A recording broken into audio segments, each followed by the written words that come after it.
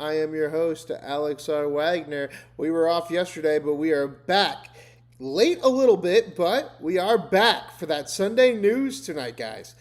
Remember to double tap, hit that like button, hit subscribe, and become a member today. We just updated our memberships. So they're pretty freaking awesome now. If you are a member and you're realizing that went up from $4 to $5 now, it's because that is going to be our minimum now, because we're giving you loads of new content every single month, and we really, really do appreciate the support of all of you. If we get up to a ton of different members, then obviously we will bring that price right back down. But right now we're trying to help support the channel to keep us 7 days a week doing the news independent and making fun of all of it. Welcome back, Magic Man. What's up, bro? Who will be president in 2028? Remember, today is the day, everybody. J.D. Vance comes out of retirement. 821 days until election. And we've got, let's check those Kelchi odds, though, because remember, AOC might be getting herself bumped back into the top 4 again anyway. No, Gavin Newsom, number 4. John Ossoff, number 3 now. That's interesting. So something must have happened there. But let's go ahead and check this in then. So, we got J.D. Vance with 81 wins. We have Marco Rubio in second place on the prediction markets, and he's got 12 wins. Then we've got Mr. John Ossoff with 1 win.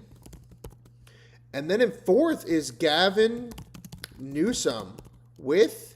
How many's Gavin got now? 22 wins. 22 wins, guys. Get your vote in now. The show starts now. I'm a little out of place, guys, because I am a little deranged. So stay with me on this beautiful Sunday as we get this thing locked and loaded. Let's get into the news, everybody. All right. 21 hours ago. CNBC, Iran set conditions for opening Strait of Hormuz. Iran on Saturday laid out sweeping demands to the U.S. for reopening the Strait of Hormuz. According to media reports, the demands are far beyond anything the U.S. will accept.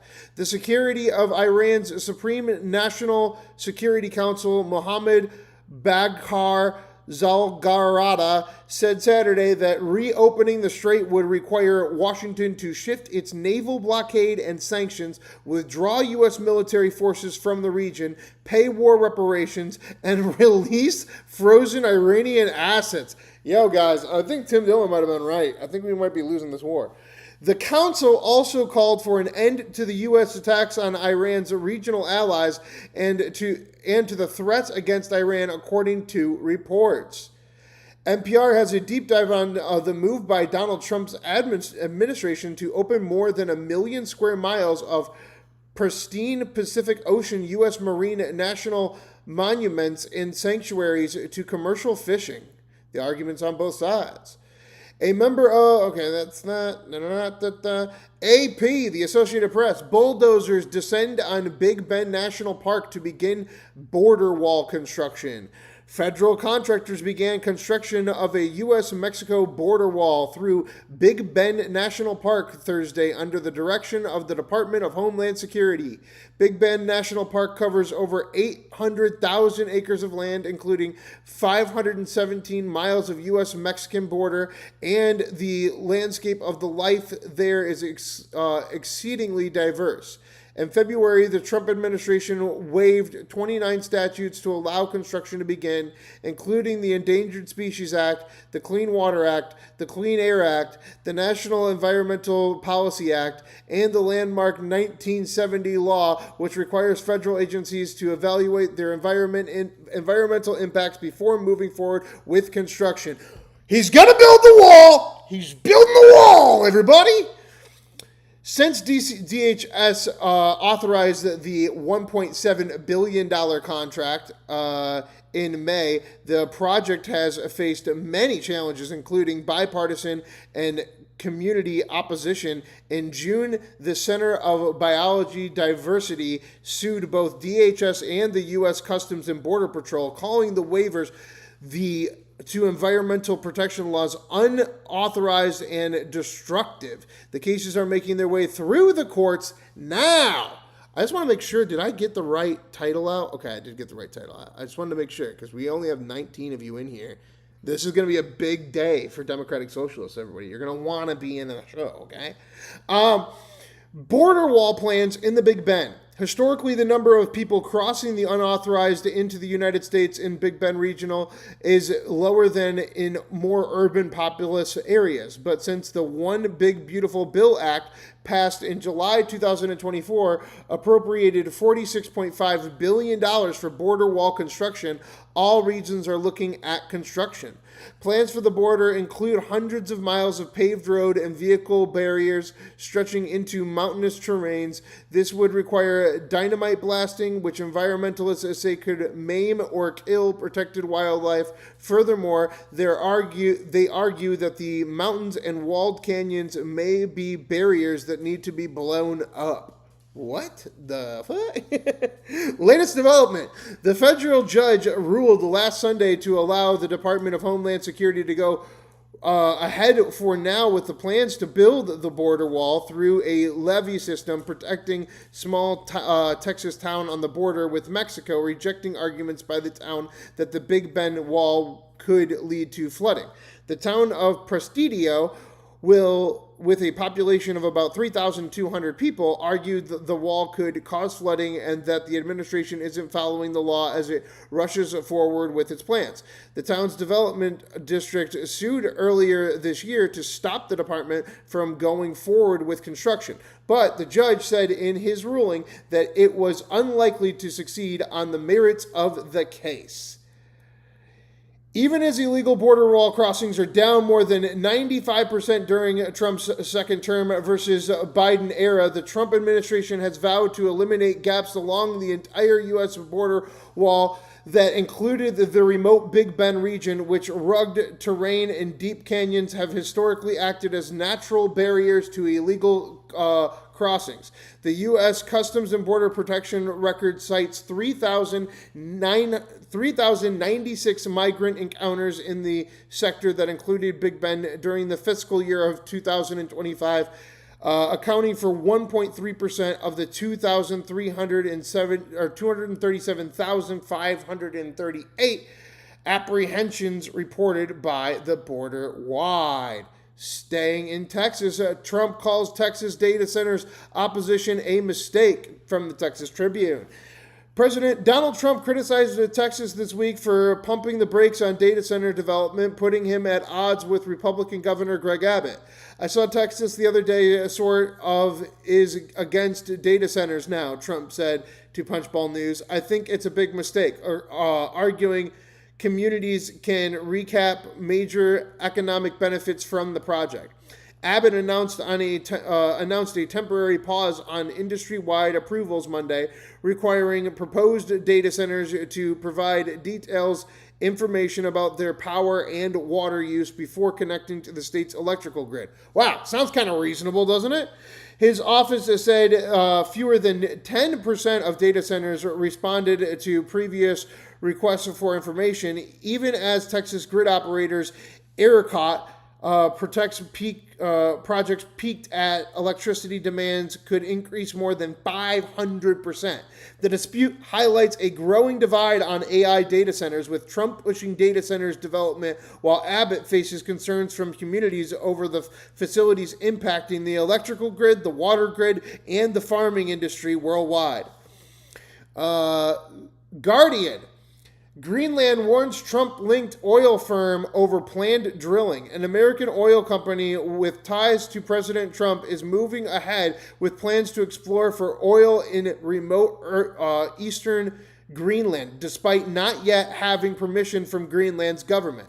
Greenland Energy, a Texas company formed last year, says as much as $1 trillion worth of crude could lie beneath the Jameson Land region and has announced plans to spend $60 million drilling two exploratory wells. In recent days, equipment intended for the project was unloaded along Greenland's eastern coast, prompting the government to issue a strong warning that it had not authorized the delivery. Officials said all future logistical activities must receive advanced approval. Okay, what are they going to do about it, right? Greenland stopped issuing new oil exploration licenses in 2026. You know what, guys? I don't like this. I don't like that there's only 17 of you in here. Oh, it says 33. Why is it saying 17? And why are we not up to like 50 already? Do I need to like change our image? Is it the image that's upsetting you guys? What if I did like this one? What if I do like this one? Will this one do better? Seize the memes? Is that better for the communist crowd? Come on, guys.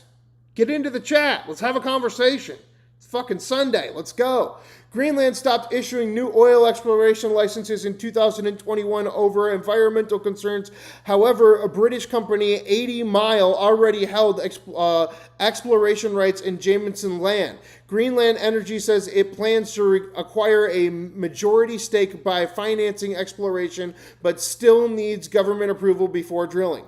The company also has notable connections to Trump's orbit. It hired conservative TV personality Dr. Phil McGraw, who served on Trump's Religious Freedom Commission to produce a documentary series about the project. One of the directors is a U.S.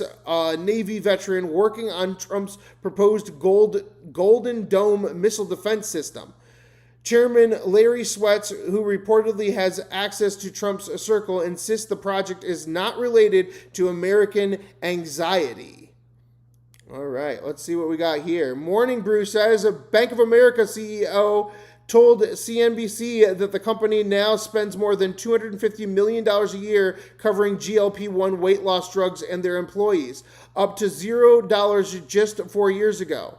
With the increased GLP-1 meds now accounting for around 13% of the $2 billion spent per year that the company set aside for healthcare for the more than 211,000 employees. As demand for the drugs soar across the country, countless employees have dropped a strongly restricted coverage of GLP-1s. Brands like Ozempic, Wegovy, and Zepbound can all cost thousands of dollars per patient annually. Bank of America decided to go one step further, not only covering the drug, but pairing access to the meds with health coaching.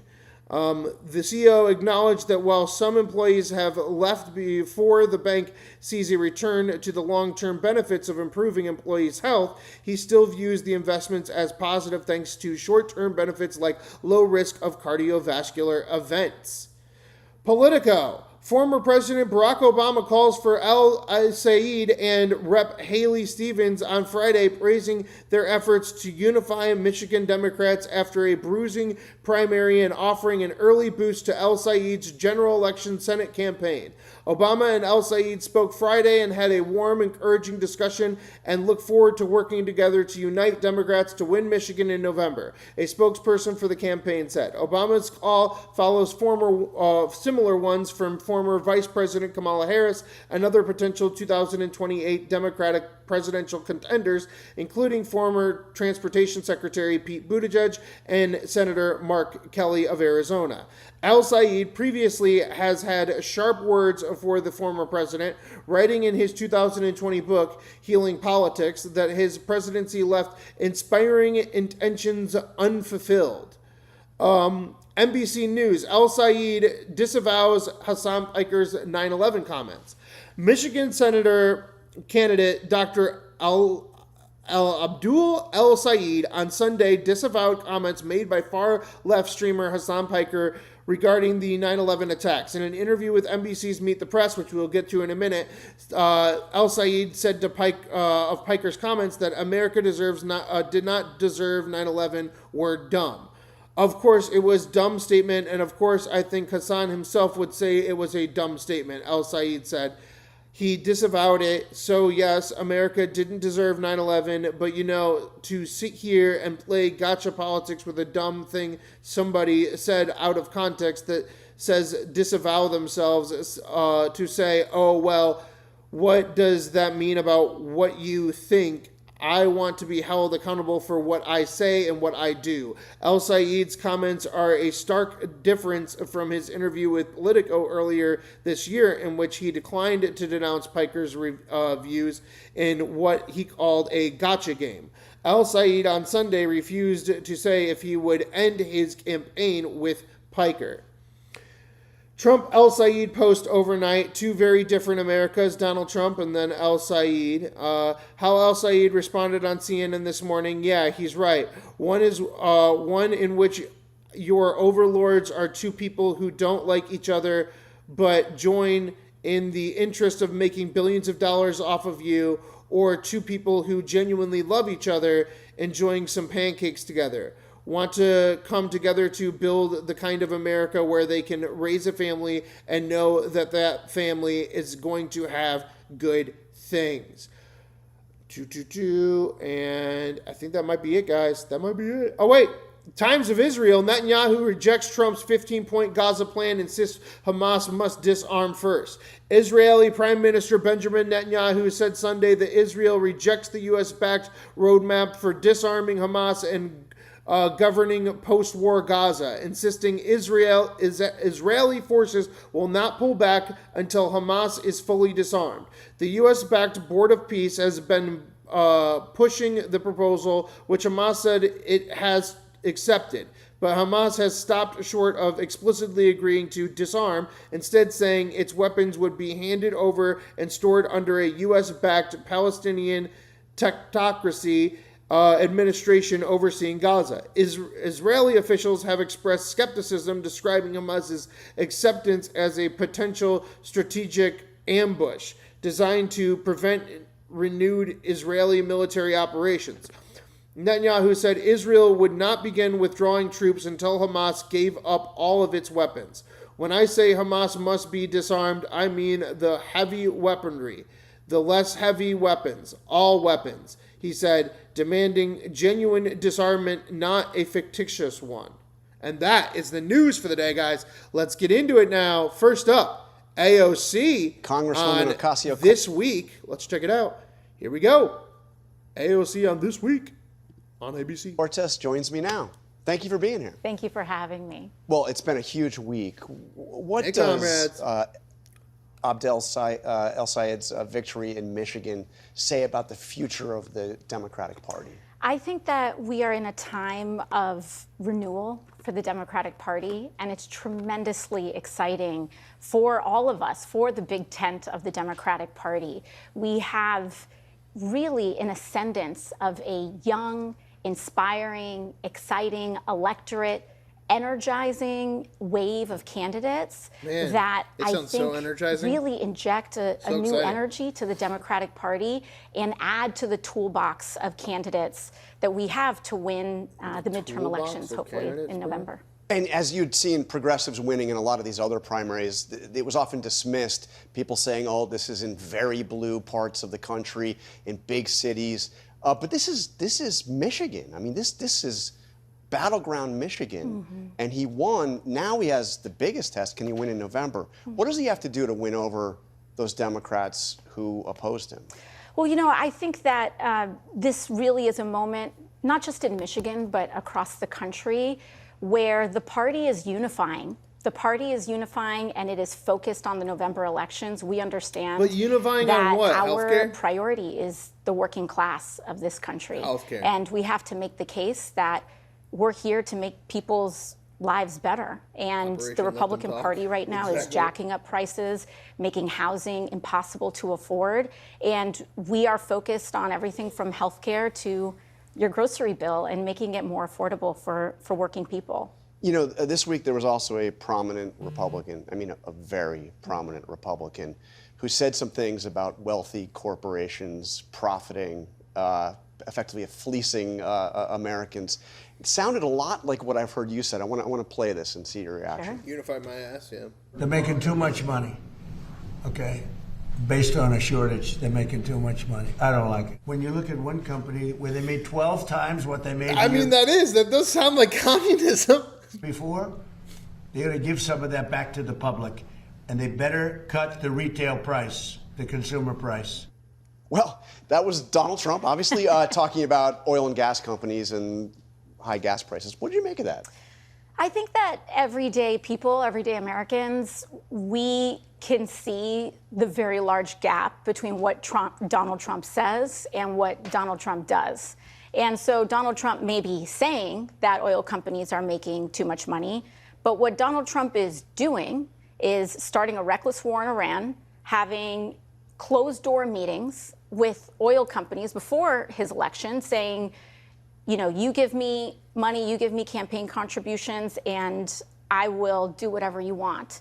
And so what we have seen, everything from Supreme Court rulings to Donald Trump's own policy, is what he is doing is jacking up the price, not just at the pump, but at everything that you buy that requires the transportation of goods. And so he can say whatever he'd like from the Oval Office, but I think people are more looking at what he chooses to do. But that's a reflection of what he is seeing the people care about, what the people are thinking. And It is you know, to the Operation president's Let Them credit, Talk, isn't he is he comes from it television, really is. and he's very responsive He really to is public Operation sentiment. Let Them Talk. And so he knows what he needs to say. Let 'em talk. But again, none of that is going to lower the cost of your rent or your mortgage. None of that is going to lower the interest rates that you're paying. None of that is going to make your grocery bill more affordable. And what we want to know and what we want to see is action. But I want to go back in time just briefly to 2018 when you won.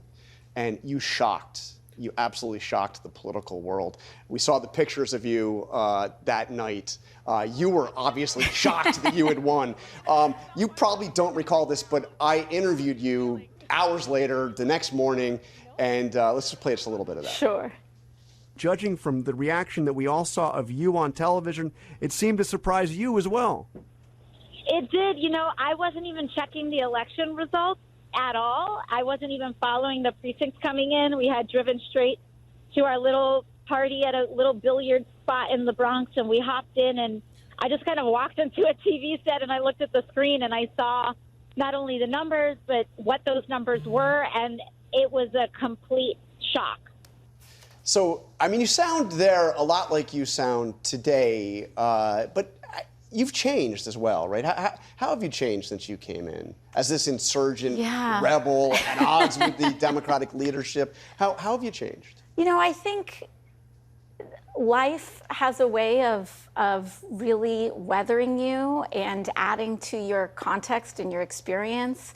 It humbles you, but it also emboldens you in a lot of ways. And I think it has been the greatest privilege of my life to be able to represent the working people of my congressional district. And I think some of the ways that it's changed me has been to be able to come in with so many aspirations for our country, and then to have the remarkable opportunity to be in the arena and try to make the country a better place, challenges and all. And I love that it's hard. I love that I have to, and I get to, engage with people from all across the country, elected officials from all across the country, to try to actually fulfill our dreams to guarantee health care to every American. And you continue to push for change in the Democratic Party, but you're also What is she even saying? one of the most Sounds like fucking Nancy figures Pelosi. in that party. Right now, your endorsement is incredibly valuable.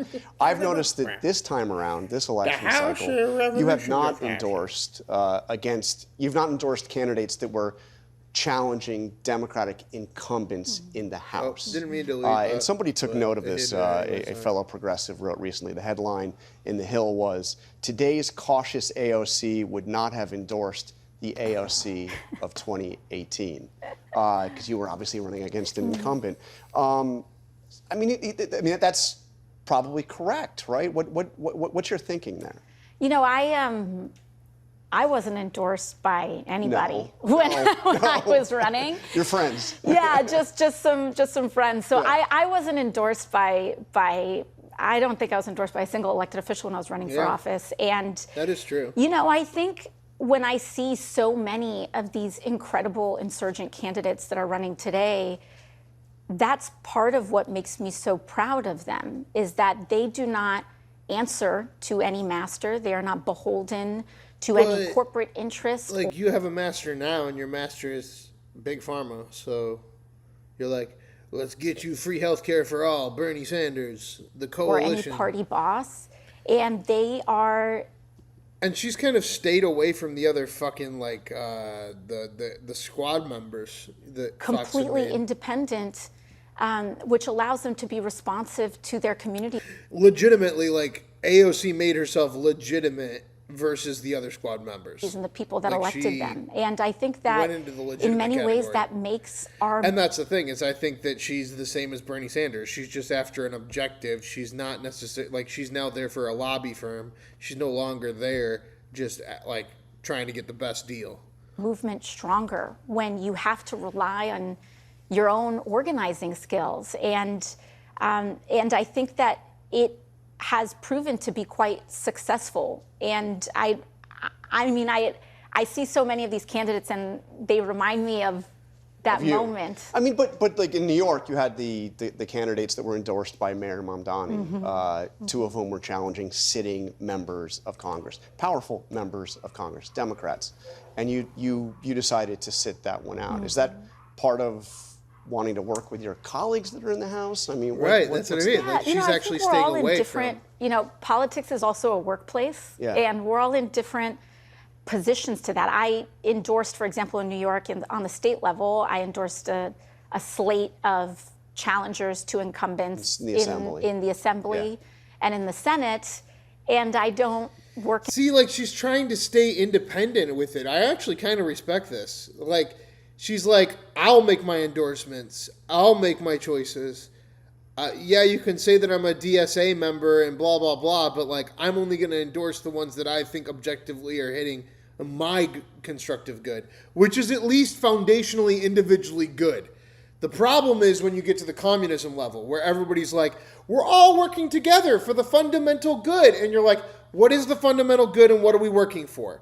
Like, you know what I mean? It like gets very scary. This is actually making me respect her a lot more, honestly. In state government, which gives Way me more a than greater Newsom. freedom to be able to do that. I mean, I and respect to AOC way assess more it. than And Newsom. I'm very grateful, that we now have a progressive movement that is in large enough numbers that it used to be that you could fit 5 people in a closet, Yeah. and that was the caucus, and now we've grown into quite a successful movement. So you have Wisconsin coming up next, Francesca Hong, who is the Democratic Socialists of America.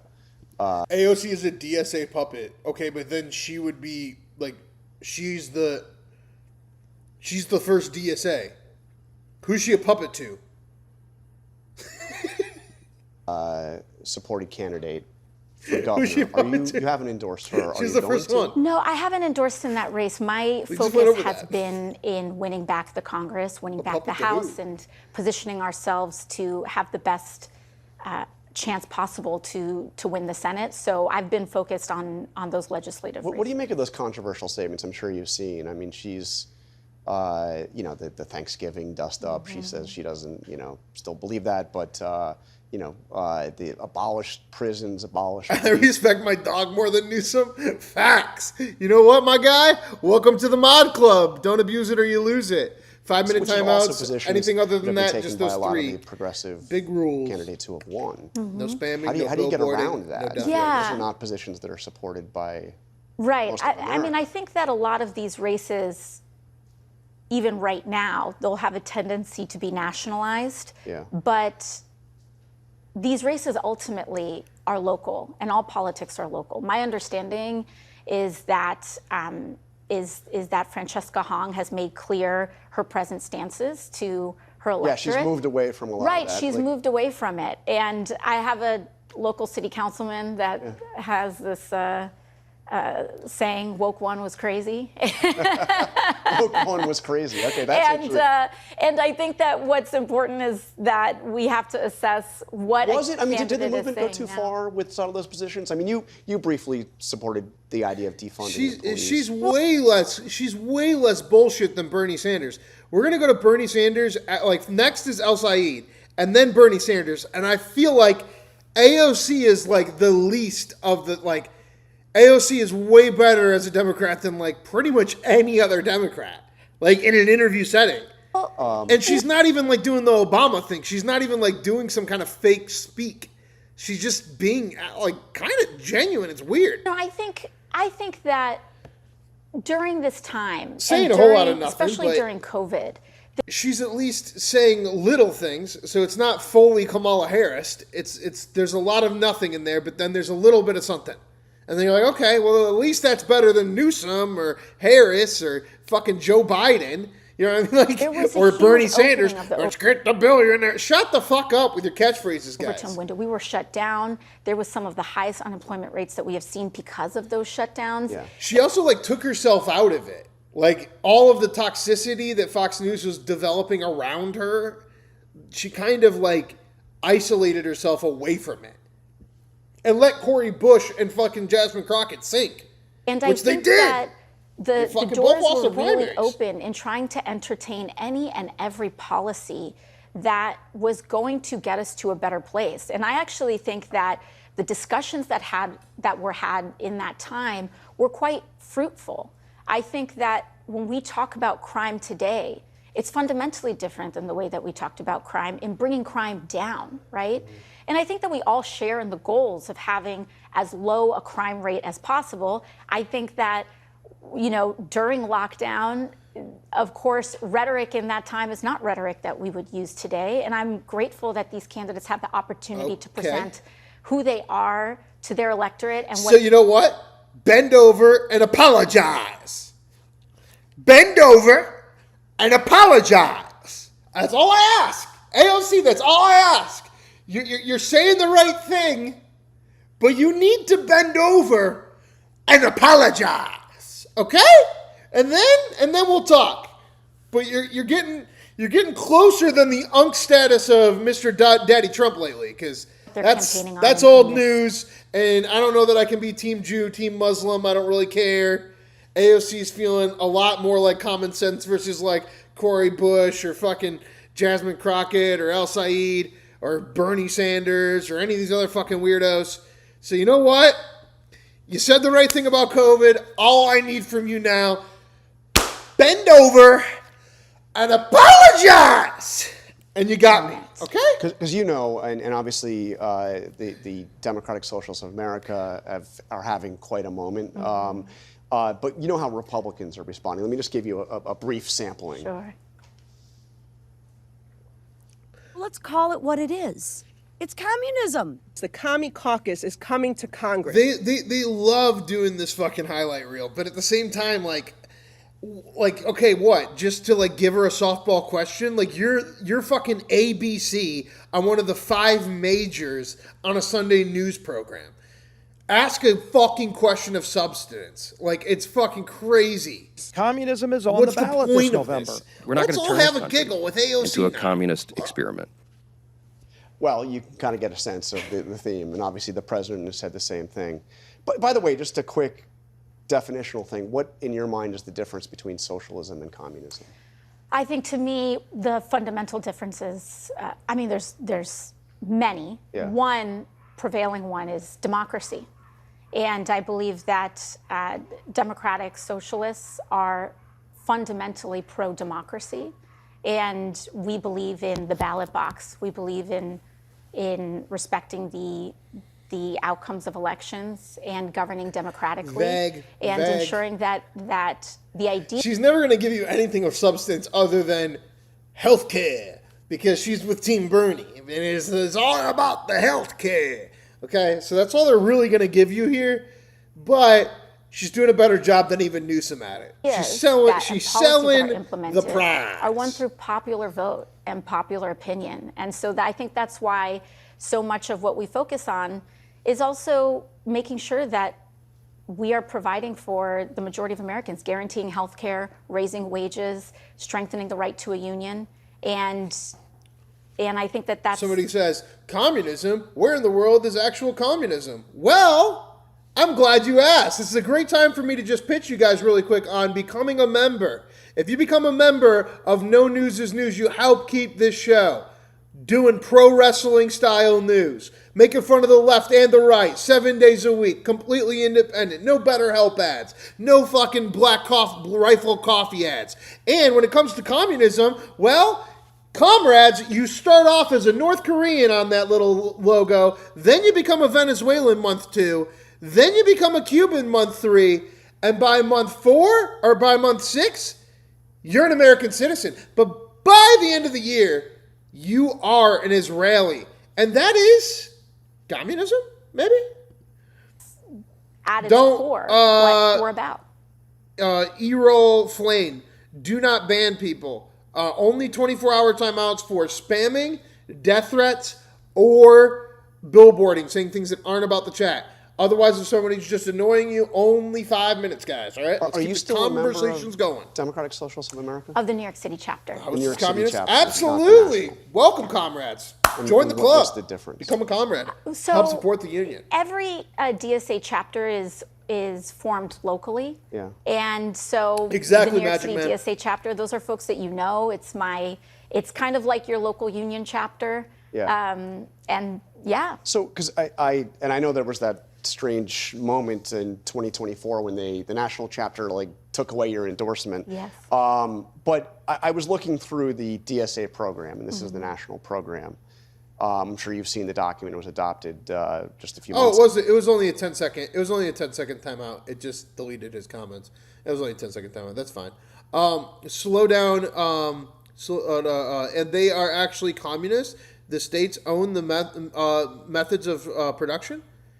Yeah, that's why we took over Venezuela, because they owned the oil in Venezuela, and now America owns the oil in Venezuela, aka North Korean, Venezuelan, Cuban, American, Israeli, Imperial Japan.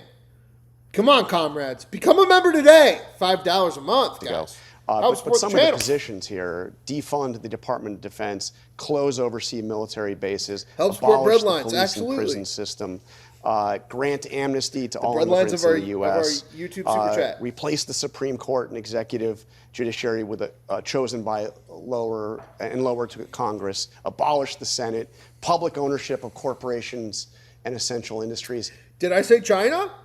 See, this guy's so retarded that he's retarded. First he asked me what real communism is. Then I explained to him that our membership process is basically every country that practices any form of communism.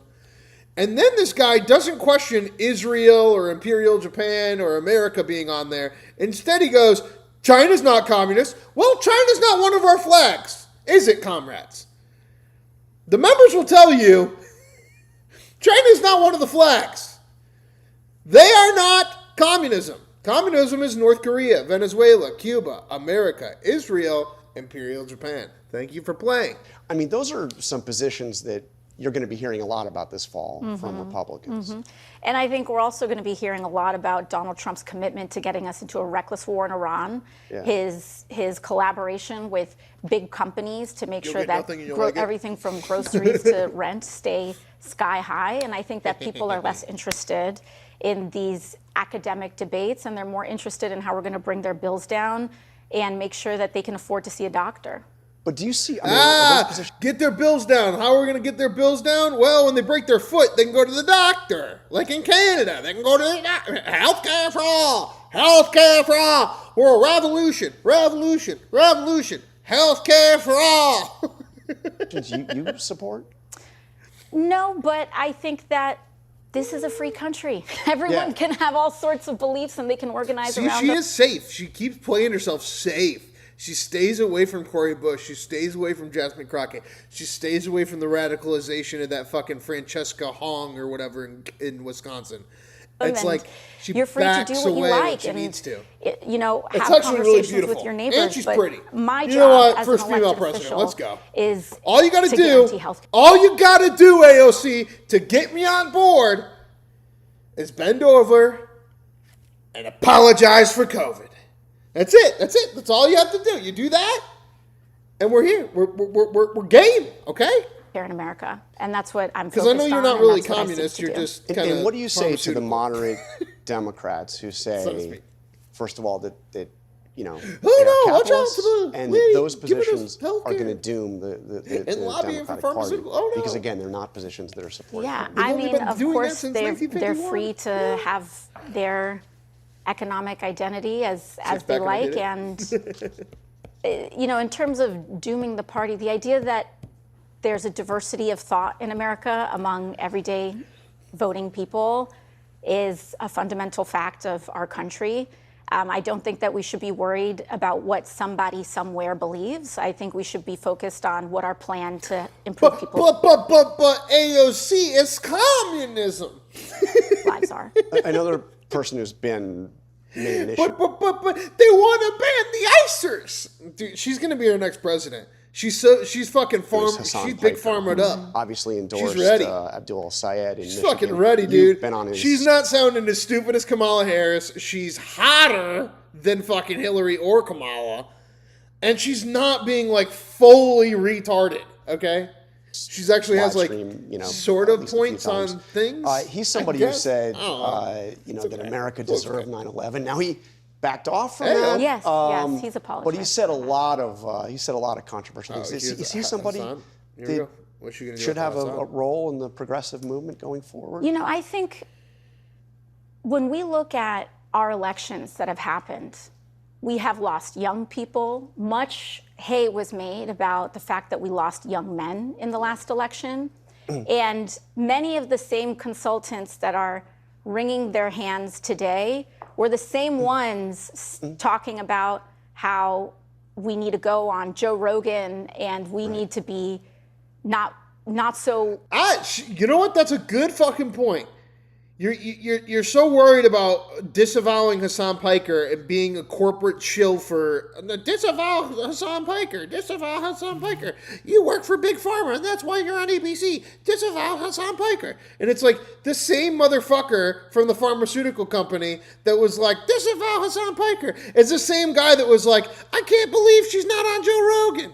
It's like, yeah, it is like that's another valid point. Not so dumb. To pretty engage in solid. Cancel culture.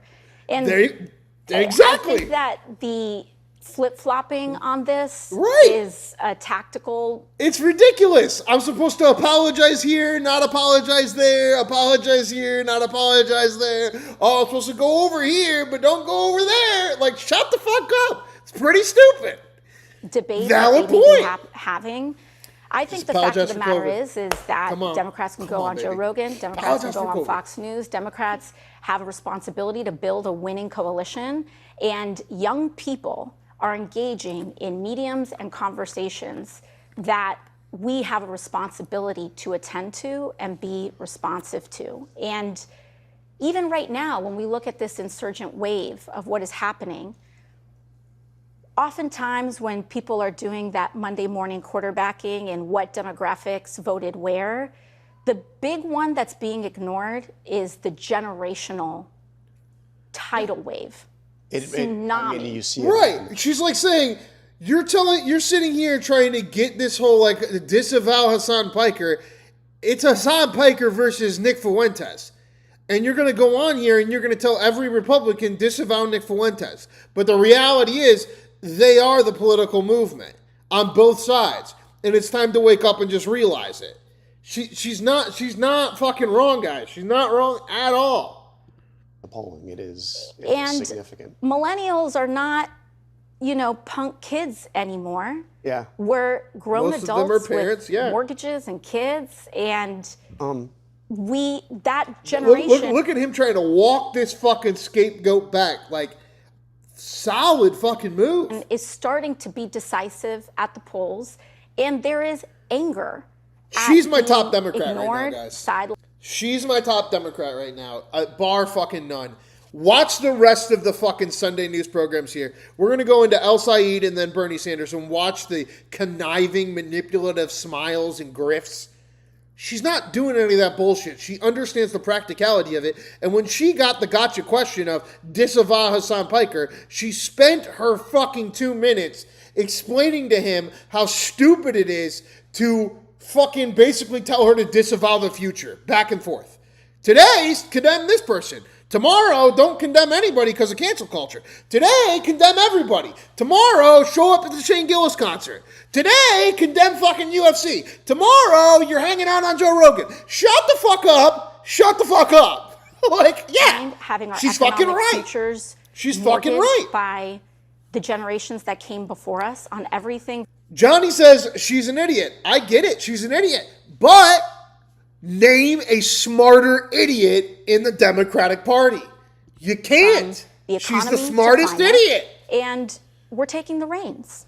So she's the smartest idiot. Out of time to get to New Hampshire. I'm sure you saw the poll in New Hampshire that had you as the leading. She's not going to run. She's too fucking smart.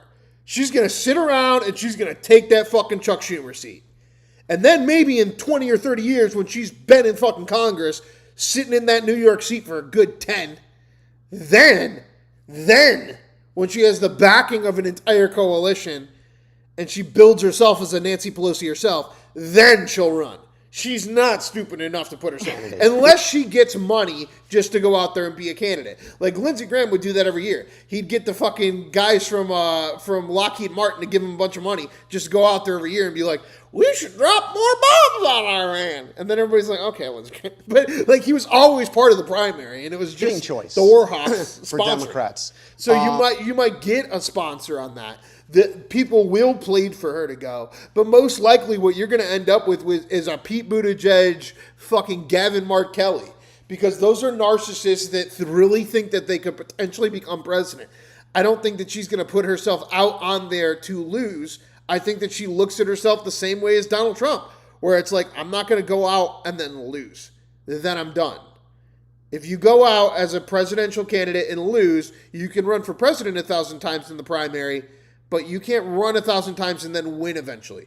Unless your name is Joe Biden and the year is 2020 and they steal the election. Hey now! First, are you going to run for president? I mean, I'm focused on winning the midterms. I'm running for Congress right now. Right, and then she's going to take the Schumer seat. I mean, do you see this as she's something? Not this stupid. I know you said you're open to it. Is it a realistic possibility for you? I haven't ruled out the possibility, and I'm very humbled to the tremendous amount of support out there. I think that we have a responsibility to remain focused on the midterms and not on our individual aspirations. That's the best answer. Did you see the fucking answer from Pete Buttigieg on Diary of a CEO? Awful fucking answer. Gavin Newsom keeps walking around like he's not going on talk shows to fucking become president. She's genuinely like, I think we have a responsibility as Congress people to not do that when we're campaigning for the midterms. Fucking yeah. That's the only answer anybody should have. It's the only answer anyone should have. Running for Senate against Chuck Schumer, is that also something that's possible? I mean, I think anything is possible. That's how you win it.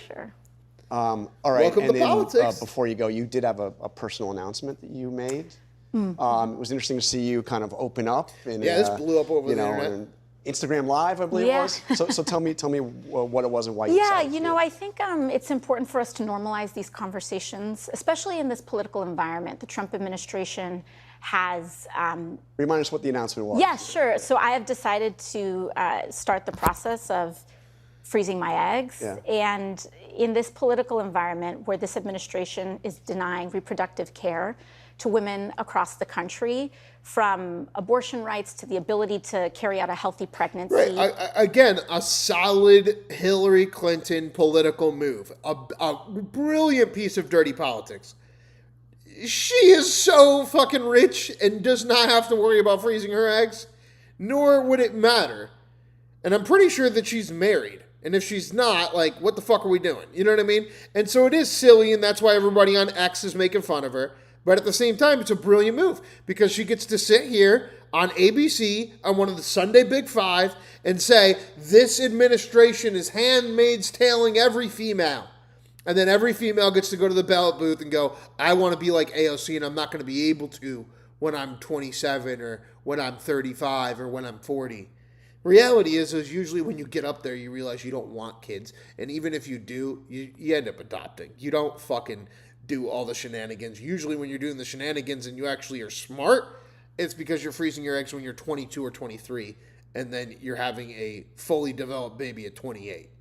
But anybody else? I think it's important for us as leaders to have these conversations and share these processes, especially for working women across the country, and normalize them.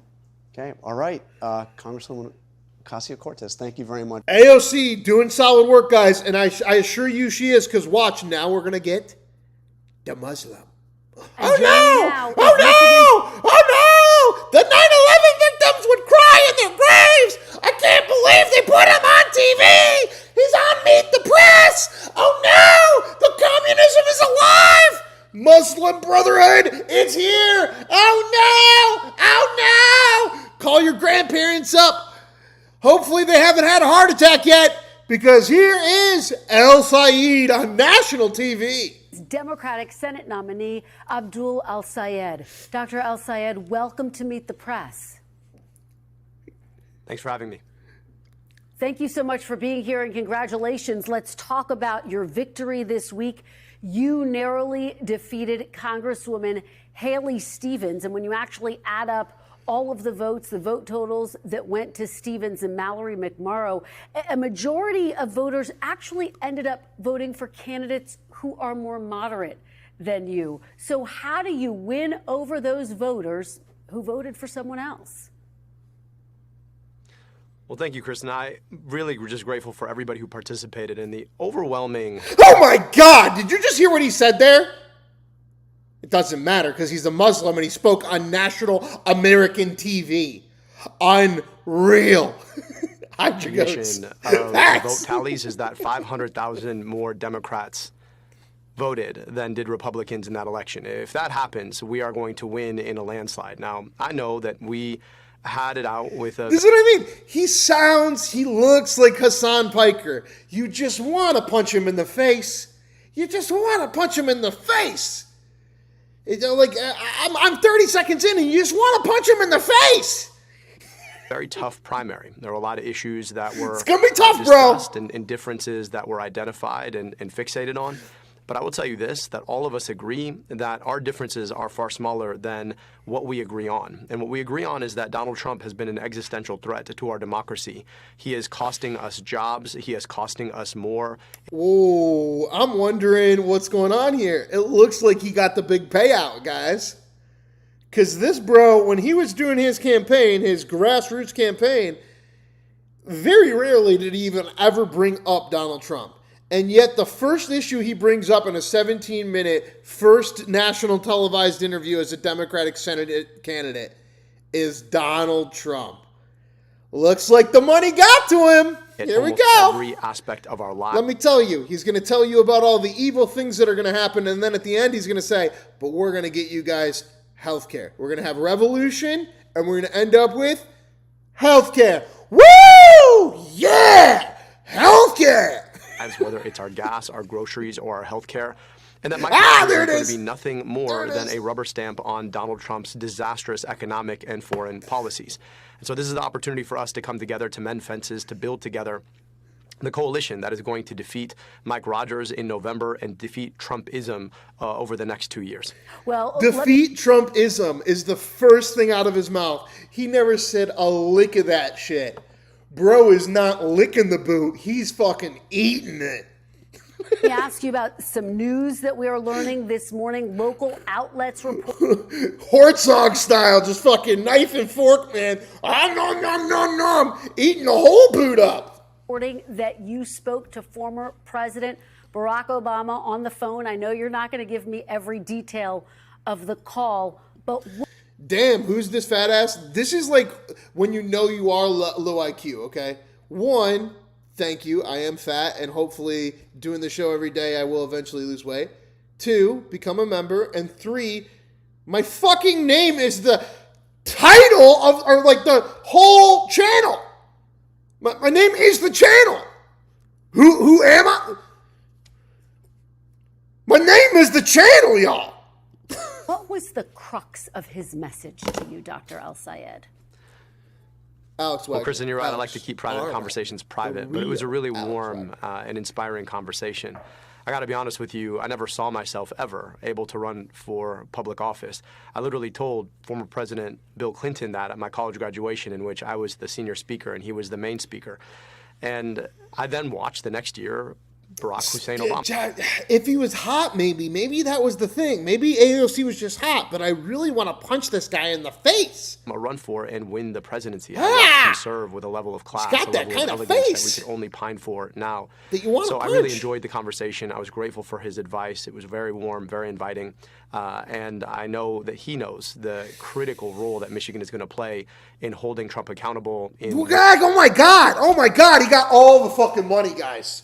He took it right up the butt. Holy shit. My God. This guy has been on here for 2.5 minutes. He said Trump's name more than he did in the entire campaign. I was on the phone with Obama and we're going to defeat Trumpism and Trumpism and Trump. The motherfucker's gone in 2 years. It's the Jews versus the Muslims. Come on. Choose your side, Mr. Break Bread. Winning back the Senate and in building forward the future that we need. Is he going to campaign with you, Dr. El-Sayed? Oh, no. If the media continues to call this guy fucking doctor, it's over. Bro better ask them to stop doing that because he's giving off fucking Jill Biden vibes with that cucky fucking behavior. I'm a scientist. Like, well, shut up. I really hope so. Shut It up. was a really good conversation about what we need to You're do. running for the easiest job in America. I'm a doctor. Michigan. No, you're not. And just to Smack. be clear, do you anticipate he'll show up on the campaign trail with you? Is that one of the broad topics you all discussed? Look, we talked a lot about what it'll take to win. Obviously, his presence here in Michigan would mean so much to the coalition that helped elect him. So I hope that we get to campaign together. One of the big issues you ran on, of course, was Medicare for All. So let's talk about that. You served as a public health official in Michigan. You even co-authored a book. Bro is a fucking chameleon. Like, he literally, like, within less than a week, like, just turned into a corporate Democrat. He's like, case for Medicare for all. Senator Healthcare, Bernie Sanders Trump, also Trump, campaigned Trump, on groceries, it as a Trump, presidential Trump, candidate gas back prices, in 2016. Trump, 10 healthcare. years later, this idea still does not have a majority support How you in won, bro? Congress. If you were to win in November, Dr. El-Sayed, how do you make Medicare for All a reality when so far it has not had enough support? Well, Kristen, I've been up and down my state. And everywhere I go, people say the same things. It just shouldn't. Yo, it's the Democratic J.D. Vance, y'all. It's the Muslim J.D. Vance. I'm telling you, this is what it's going to have. J.D. represents the Jews. This guy represents the Muslims. Jew versus Muslim in a fucking cage match to become the next president of the United States of America. Be this hard. And one of the big things that they bring up is the fact that they're worried about having to see a doctor if they get sick and what that'll mean for them. The median Are we down? meaning the money. Because I'm down. I'm already down. I'm over it and I'm down. I need Donald Trump to sign an executive order where Abdul El-Sayed fights J.D. Vance at UFC in the White House lawn to become the next president of the United States. One side is everyone in a hijab. The other one is fucking everyone in a tiny hat. We just fucking let them go at it. Need like a Christian referee. Just do this shit. Once and for all, it's over. Benjamin Netanyahu could be the ref. No, he can't. No, he can't. No, he can't. That motherfucker will. No, he can't. $500. We need somebody fair. Donald Trump? I don't know. Somebody impartial. That, considering the fact that the median income is about $80,000, means that you're going to lose more than a whole paycheck just to actually UFC pay for White House. healthcare. UFC White House 2. This time, it's for the presidency. Let's fucking go! You thought you already paid for. Our system has only gotten Zionist less and versus less effective, Palestinian less efficient over communists. time. As we've watched health insurance corporations collude with big hospitals and the pharmaceutical BB will industry be the referee. to figure out. That's what I mean. But if BB's referee, I don't like that's unfair advantage JD. That's unfair advantage JD.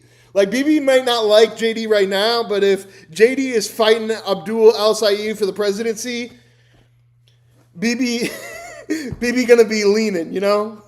pick more and more Don't of our forget dollars Joe out of our Biden. pocket to put in. Joe Biden's the referee, y'all. There you fucking go. Basically, there is no referee. It's just a fucking guy walking around going, what? What's going on? To theirs. We don't have to live like this. We have an opportunity to guarantee cradle-to-grave health care from the moment that somebody is born to the moment that they expire, God willing, at 120 years of life after a long, healthy life. I'm ready for it, guys. Shut the fuck up. JD versus Abdul El-Sayed. Let's go. I'm done. Guarantee them the health they care got to fight to the death. independent of the circumstances, wherever they needed to go. That is the kind of security whoever we've wins never gets had to pay for, or whoever gets all the data centers. They get unlimited data centers for life. Have denied us. So we're watching more people support Medicare for children in data centers. You get as many children in data centers as you want as a politician. I know politicians left and right. They both love children in data centers. So winner gets unlimited children in data centers. An automatic victory in the Middle East. El-Sayed versus J.D. Vance. UFC White House 2. It's for all the cards. all every day. We're watching more elected officials support Medicare for all every day. And in a lot of ways, this campaign was a referendum on whether or not we want health care here or bomb somewhere else. And I think the Michigan voter chose health care here. Well, you know, some Americans... more health care. Blah, blah, blah, blah, blah, Trump. Blah, blah, blah, blah, blah, groceries. Blah, blah, blah, blah, blah, Trump. Blah, blah, blah, blah, blah, healthcare. Blah, blah, blah, blah, blah, Trump. Blah, blah, blah, blah, blah, blah, blah, blah, Trump, Trump, Trump, Trump, Trump, Trump, healthcare. Though you can only make Medicare. Hey, I called the rest of the interview, guys. Increase Look at taxes. that. So if you are elected and make this push, would you need to increase taxes? Uh-oh. As I've said across this campaign, Are you going to seize I the am for means? taxing bill. Are you going to seize the means? Because my grandfather died for this country, and you aren't going to, your Fox News saying you going to seize the means. Millionaires their wealth. What about what people that means, making but we less than, see the less average than $1 million, though, Dr. El-Sayed? What about people making less than $1 million? So for the average person, and you look at your W-2, if you're an employee who gets paid every 2 weeks or 4 weeks, after you pay your taxes, the next biggest check that comes off the top of your pay stub is to your health insurance company. So imagine. What did I tell you? What did I tell you? It all comes back to healthcare. It all comes back to healthcare. We got all the money from Big Pharma. They don't want to get shot anymore. They're going to give us healthcare. It's going to feel like Canada. Woo! To your health insurance company who Revolution! makes $20 million a year. Instead, you pay a little bit more in taxes for health care that you wouldn't lose if you lost your job turned 26 Pfizer or got representative. married or got divorced. I think all of us would be a lot Remember, this guy is a doctor working for Pfizer. more interested in that kind of a system if we knew that our health care would be free at the point of care and would be free without having to worry about losing I mean, everything would work out just perfectly for everyone in the United States. We didn't lose 23,000 jobs last month. That was because of the World Cup. And we all agree as politicians, just give us unlimited children in data centers and we will give you guys health care. Okay, can we just... in general. So there's an opportunity here, I think, to trade what we give to a big corporation who gets to decide who we get to see and who we don't. Hey, El-Sayed, I got a good question for you that Nikki's not going to ask. Flock cameras, do they suck or do they suck? Or a little bit more paid in Piker. Not going to ask that one. I think that's a trade that's worth making. I think the broader public understands that that's a trade worth making, considering how many people... Obama was with Larry David, and he did a tan suit sketch. Obama. Healthcare. Medical debt, a third of all Michigan households. Can I sprinkle in a little bit of Trumpism on my healthcare from my big pharma? Bro, got bought out quickly. You're describing this trade-off. You are effectively acknowledging that people making less than $1 million could see their taxes go up. I just want to be very clear. Is that a yes? Yeah. I'm saying that we'd be paying for healthcare in a different way. Instead of... It wouldn't matter that we're stealing your money, everybody, because you have free healthcare. So they're not going to shoot the healthcare guys anymore. Who paid for this? Shh, quiet. Not healthcare. Paying a health insurance company now whose CEO makes $20 million.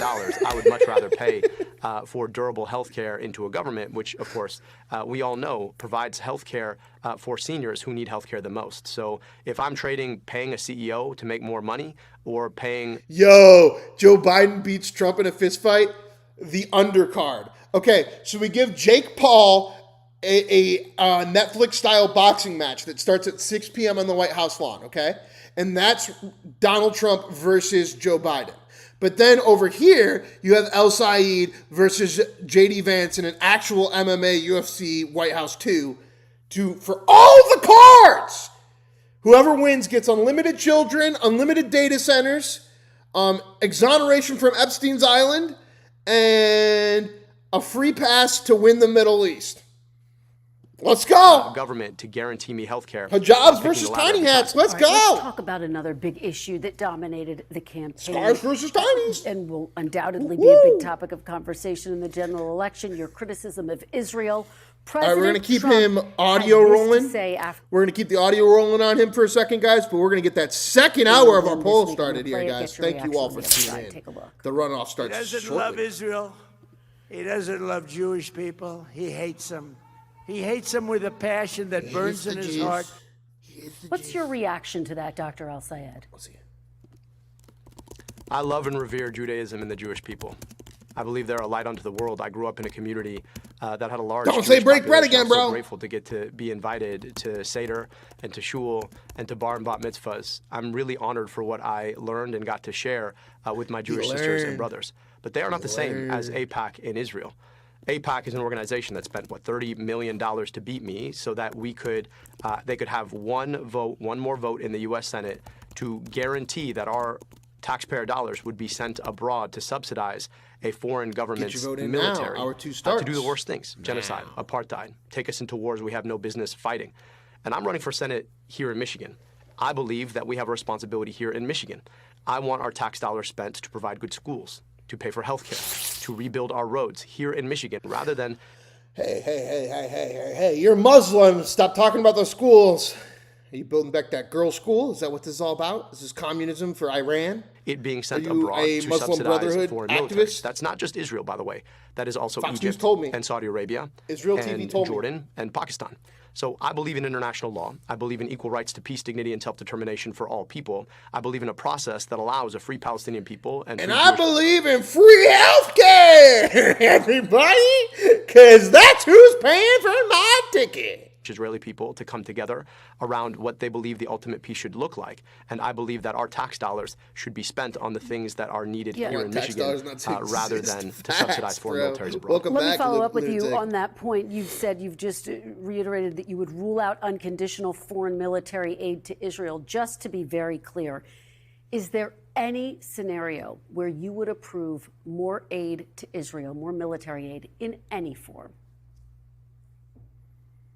Well, if we were in a scenario where there were equal rights to peace, dignity, and self-determination for the Palestinian people and Jewish Israeli people, and they had come together to achieve that ultimate peace, and there were circumstances in which that was guaranteed, there would be a very, very different circumstance. But for right now, we are in a situation where we are continuously subsidizing the military of a state that has behaved in ways that can only be described as rogue. You think about the genocide in Gaza. You think about the continued attempt to annex southern Lebanon. These are things that we cannot subsidize, considering the fact that we have kids who need better schools and better roads and bridges and better health care here in America. You're saying you would not support sending aid to Israel, which was attacked by Hamas, but you have also said that you would support sending military aid to Ukraine, which was, of course, attacked and invaded by Russia. Where do you draw the line there? Well, in Ukraine, you're talking about attacks from a leader of a neighboring sovereign country who clearly violated international law in attempting to breach the sovereignty of the Ukrainian public. That is conditional on that circumstance. We have been offering unconditional foreign military aid to Israel, independent of the circumstances, for years and years and years. And might I say, it's not just Israel, it's also Egypt, it's also Jordan, it's also Saudi Arabia. That's the difference. It's about the conditions. So when we're talking about taking on Putin and his violation of international law, I do believe we have a responsibility to uphold international law and therefore to support Ukraine in its efforts. You have said, and I want to talk about your political identity now, you have said you're not a democratic socialist. You were backed by Senator Bernie Sanders, who, of course, proudly says he is a democratic socialist. You've even attended events hosted by the Democratic Socialists of America. Where do you differ from Senator Sanders? Is there one policy issue where you can point out a difference? Oops. Did Nikki just give him a fucking oopsie? Capitalism, What? So Bernie doesn't believe in capitalism, but this guy believes in capitalism. But healthcare for all! I'm a scientist and I believe in He's a scientist, y'all. good thought. We gotta stop that. We gotta stop calling him doctor. He's gotta stop calling himself a scientist. We need to stop this immediately. There's no way this man wins a fucking election. Evidence-based solutions to problems. It's crazy When it comes to the question of capitalism, allocating capital based on supply and demand, at the level at which it's supposed to work, where you have free entry and exit into markets, I support that idea. I understand right now, though, that we don't live under capitalism. We live under corporatism. You have huge corporations that have used their power, in effect, to try and buy politicians so that those politicians will turn around and help them use government to protect their position in markets. That is anti-capitalist.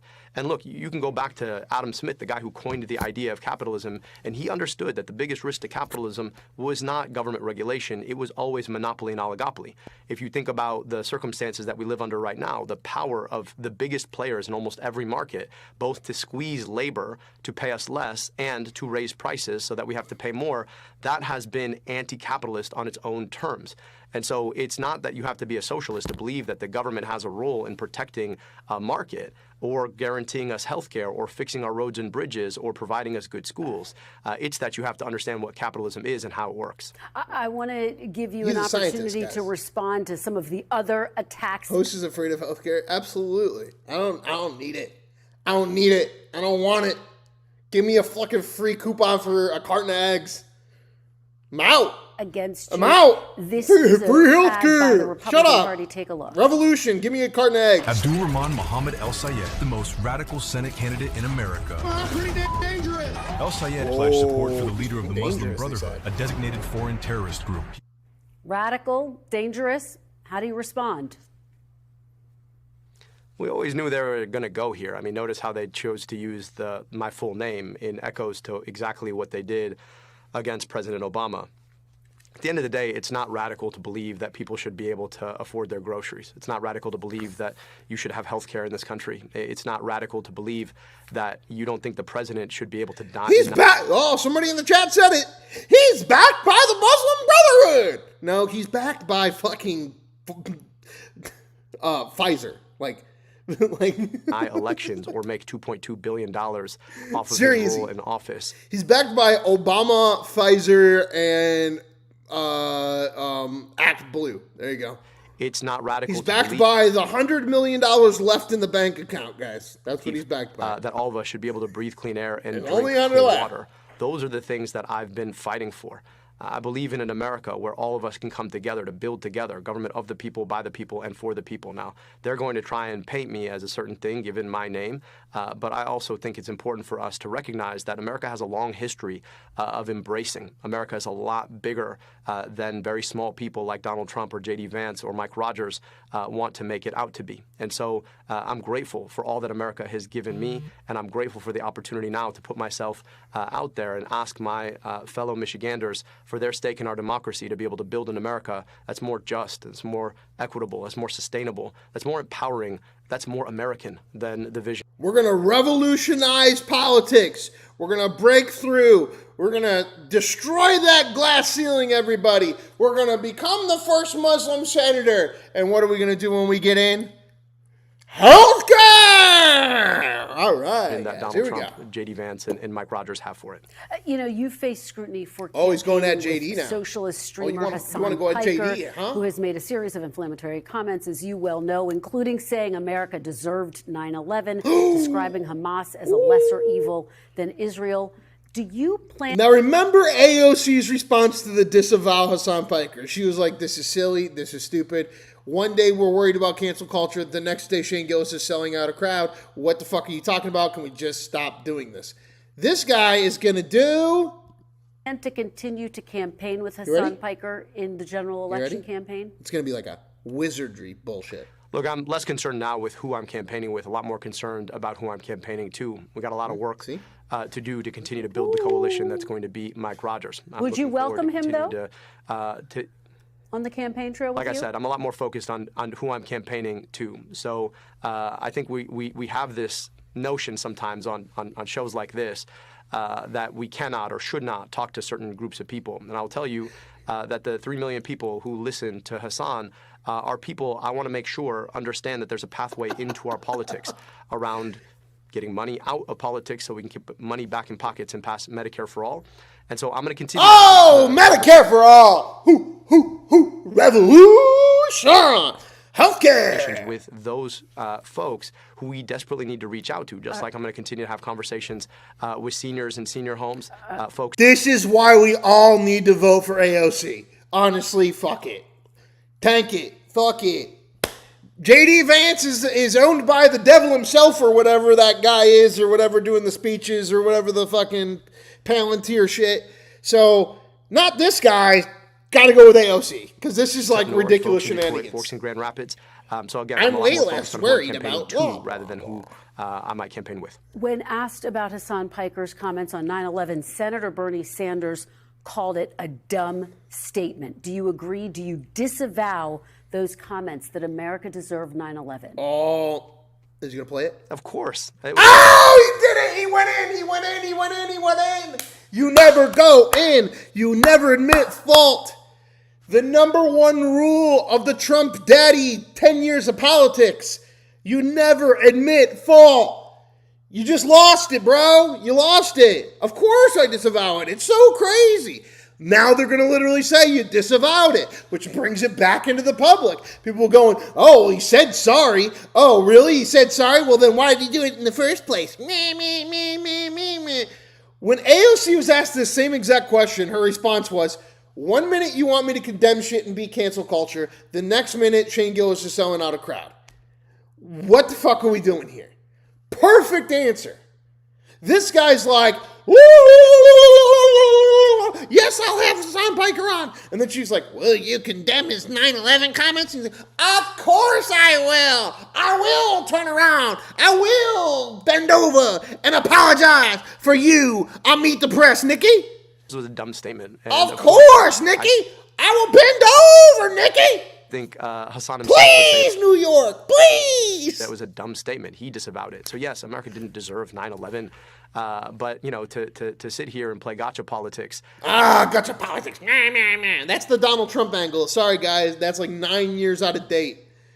We started using that in 2015. You can't use that line anymore. You got to go with the AOC. One day I'm supposed to do it. Next day I'm not supposed to. What the fuck is cancel culture? Can we just stop with the cancel culture? Perfect response. With a dumb thing somebody said out of context that they disavowed themselves to say, 9/11 was Muslim what Christmas? Does that mean about what you think? Or Jew Christmas, depending on who you ask. That's why I say at the White House to become the next president of the United States, we have it be El-Sayed representing the Muslims versus J.D. Vance representing the Jews.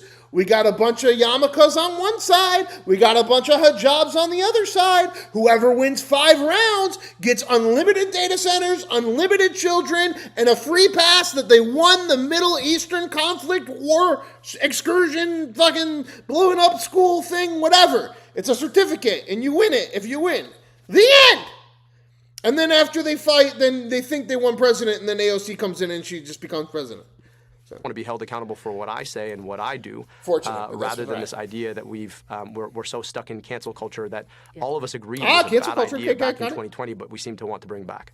See, everybody, like, you should have started with that, my guy. Everybody agrees that it died in 2020, but yet we're still trying to bring it back. You should have started with that. Because the fact that you didn't start with that and you started with Hasan Piker, he might come to my events, I don't know. Of course I condemn the 9/11 comments. Amateur hour for Mr. Dr. Scientist over here, okay? We are out of time, but I have to ask you before I let you go, if you win, you will be the very first Muslim to serve in the Senate. What would that mean to you, Dr. El-Sayed? Honestly, I haven't really thought that much about it, but I haven't thought about that because I'm not really a Muslim. I'm more an American. I'm more a doctor, scientist American fighting the powers that be to get you guys health care, but I believe in capitalism and stuff. More what I'm doing, okay? Less what you're doing, more what I'm doing. This is a place that some people want to define as a lot smaller than it is. I've been welcome back, in Michigan my guy. my whole life, and I know that people are big-hearted and open-minded. That's the America I've always seen. And once again, Michiganders get to prove just how big-hearted and open-minded we really are against the small vision that people like Donald Trump want to perpetrate on us. So it really is about proving out the America that America has always been, this place that embraces people beyond differences in faith or ethnicity to come together around the ideals that bind us here. Dr. Abdul El-Sayed, thank you so very much. If you want to keep making fun of both sides of politics, keep making fun of the news 7 days a week, guys, make sure that you hit that big join button right now on YouTube. Help support the channel right now. It makes us independent, keep sponsors out like BetterHelp and Black Rifle Coffee and Big Pharma on the shenanigans, and keeps us independent through the entire midterms and the election. We've got 821 days left of coverage, essentially, until the next and probably last president of the United States. So right now is a great time to hit that join button, become a comrade, and you start off a North Korean, you become a Venezuelan, eventually a Cuban, then an American, only to become an Israeli after a year. But if you survive 2 years of this show, all the way to the election pretty much, then you become an Imperial Japan member. Thank you all for joining, helping out. I appreciate all the comrades. And let's get into the next one here. Mr. Bernie Sanders taking down the billionaires. To Vermont Independent Senator Bernie Sanders, who joins us from Burlington. Good morning to True you, Senator communism, Sanders. guys. Join the club. Good morning. The real kind. We are 86 days away from the midterms. Tuesday in Minnesota, progressive candidate Peggy Flanagan, the current lieutenant governor who you have endorsed, is taking on a more moderate candidate, Angie Craig. Do you think this is going to be a similar dynamic to Michigan, where this was a tight race? I think it's going to be a tight race. I hope very much that Peggy wins. I think what we're seeing in Minnesota, Margaret, in Michigan, and all across this country is that people understand that we're living. That we really, really, really, really, really deserve health care. Living with an economy that is rigged. You have working families, 60% of our people living paycheck to paycheck. People can't afford groceries, can't afford anything. Housing, healthcare, how basic necessities. Healthcare, you're right. That's how we're going to fix it. We're going to fix it with healthcare. Life. And at the same time, they're seeing the richest people in this country become even richer. People are tired of And we're going to stop that because we're going to give you all healthcare. Status quo politics and establishment policies. They want real change. And Peggy Flanagan is about bringing about real change, standing up to the big money interests. There is a reason why the super PACs and the billionaires are flooding Minnesota with all kinds of money. Same thing as Michigan. They don't want somebody to stand up for the working class in Minnesota. But you still are confident Flanagan's going to pull this off? He's got that white hot light on him. I'm sorry? You are confident Flanagan will win? No, I'm not confident. I think it's going to be a very, very close race. Okay. I think she is being outspent 7-1. And under those circumstances, it's tough for anybody to win. But she has a good ground game. I know she has a lot of grassroots support, and I'll do everything that I can to see that she does win. Okay. I know that you have... Well, that's really what this election is going to become about, guys, is can money continue to win political elections, or is everyone like, Viva Revolution, let's get ourselves some health care? Gotten involved Pretty in many bullshit governor's midterm, races, but with the that's exception what we're of down Maine. to. But Democratic Socialist Francesca Hong in Wisconsin is expected to win her Democratic primary. There's been some attention to some of her social media posts recently, but she has this platform of free childcare, state-run grocery stores, more health care subsidies. She wants to raise income taxes on millionaires. Yes, Some of this does seem yes, to it's a align with your Piker, platform. yes. So I'm wondering, why don't you support her? Is She some of looks what she supports too Chinese, extreme for and you? she's communist. No, raising taxes on the rich making sure that everybody in Wisconsin or America has health care as a right sounds quite reasonable to me. Look, we have a limited number of races that we can be involved in. Most of my focus on is getting people elected to the United States Senate, getting people elected to the House of Representatives. So with one exception, we have not been involved in a governor's race, and that's somebody who I've known in Maine for many, many years. Who is now running for the Senate in Maine? That's right. That's right. There was, in Michigan, this historic turnout, but the race was closer than many had expected. Dr. Abdul El-Sayed, former public health official, he did win by just 1 point. Since that time, President Trump has said he's happy that he won because he's going to be an easier candidate. This bro was born here, so I'm just going to say that one. And he shares our interest in fake doctor scientists running for office for big pharmaceutical companies. You telling me you haven't seen this before? This man is ideologically Obama perfection. To defeat, basically, is what he's implying. And The Economist has... Man wants you to think he's like some evil Brotherhood fucking villain, because that'll get the blue hairs out. Bro is just a farmer rep. Polling showing the party's victory probability has fallen to 48%, putting Democrats' chances of controlling the Senate at 49%. Obviously, you want to resist that projection. What's your strategy on a coalition here? Well, I look at that analysis a little bit differently. Margaret, in Michigan, in my view, Abdul's victory was one of the most extraordinary victories in modern political history. You tell me, have you ever heard of a candidate winning who was outspent 9-1? $60 million in billionaire-funded super PAC money came into that race. Johnny, welcome to the Mod Club. Don't abuse it or you lose it.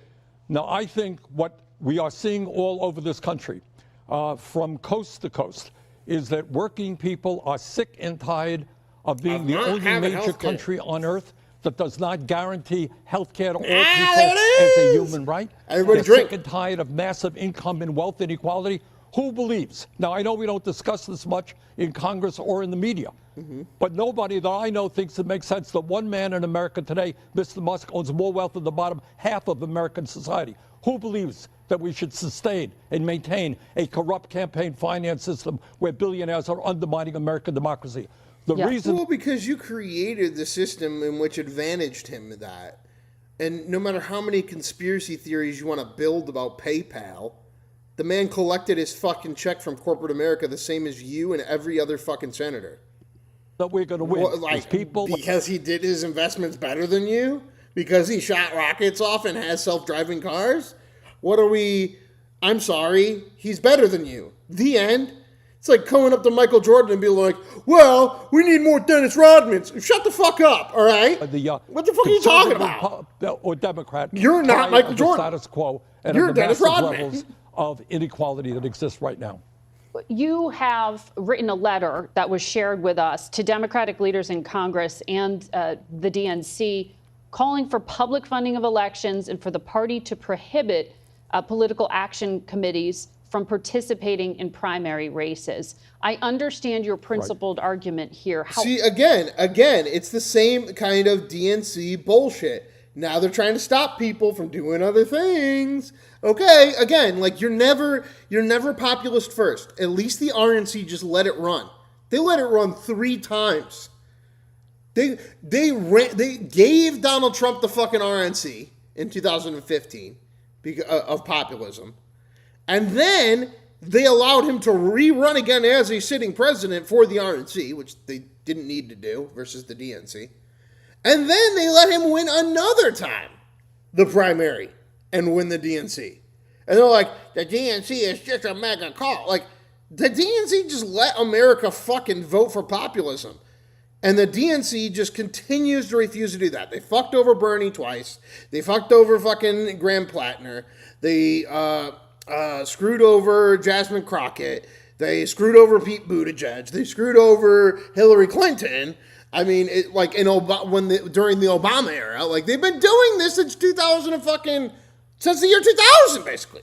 However, Democrats have a financial resource problem that is very real as compared to Republicans and their war chest.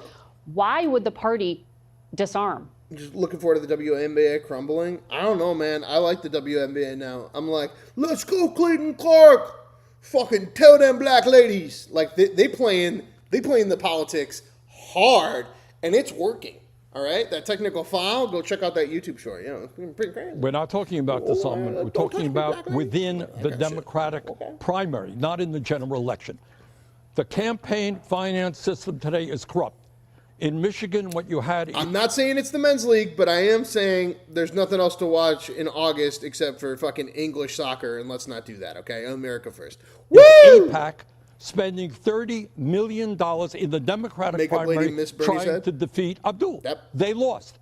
And now they're saying, we're going to support this guy Rogers, who is a Republican.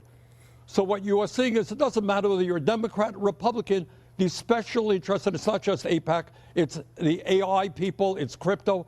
They will take over the primaries and try to get their point of view through, get their special interest accomplished, regardless of which party is. So to me, it is insane that the Democrats would allow somebody to come in, an entity to come in that will then, if they lose, go into the other party. Okay, we need to talk more about this, but I have to pay our bills here and take a break. So please stay with us, Senator Sanders. We'll be right back. Speaking of paying your bills, make sure you support the channel. Hit that join button. Become a comrade today. True communism. Welcome back to Face the Nation. We return now to our conversation with Senator Bernie Sanders. Senator, before the break, from that we were commercial from Big Pharma to tell us all about his health care. Talking about your concern about super PACs and their involvement in primaries.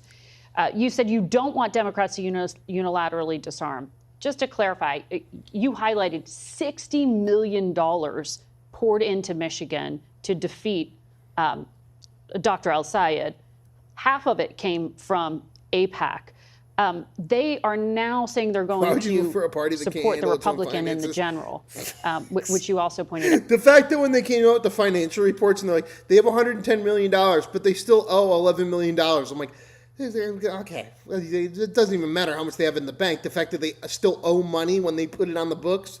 Jeez. Are you okay with Democrats accepting PAC money in the general but not in the primary? Look, in the world that we live in, until we get rid of Citizens United and get rid of super PACs and move to public funding of elections, that is the reality. You can't allow Democratic candidates to be outspent 50-1.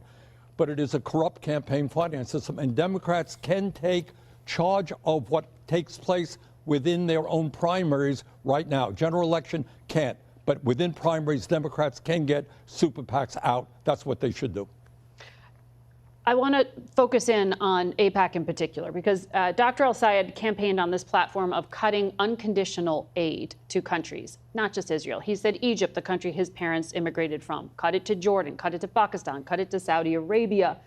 He listed a number of countries and Israel. His mention of Israel and the war in Gaza has drawn a lot of criticism. President Trump said it's hate of Jewish people.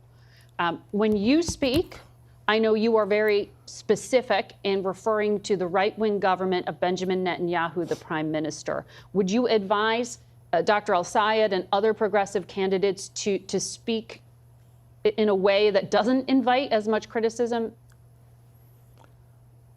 Look, why would you vote for the party that pardons child molesters? They all like children. They all like data centers and children. You can't be a politician unless you like children and data centers. See, it comes with the territory. Don't act like this is the right-left thing. Like, what the fuck? I think Abdul has run a brilliant campaign. This is a more than doctor scientist thing of making his own political judgments. I am a scientist, and I'm telling you, all politicians like children and data centers.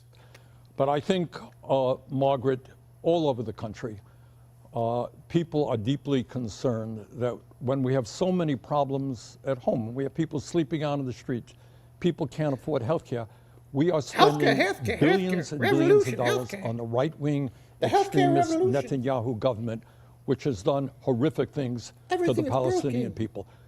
You see El-Sayed's conversation too, where he was He was like, yeah, we might take more taxes from you if you make just $1 million, but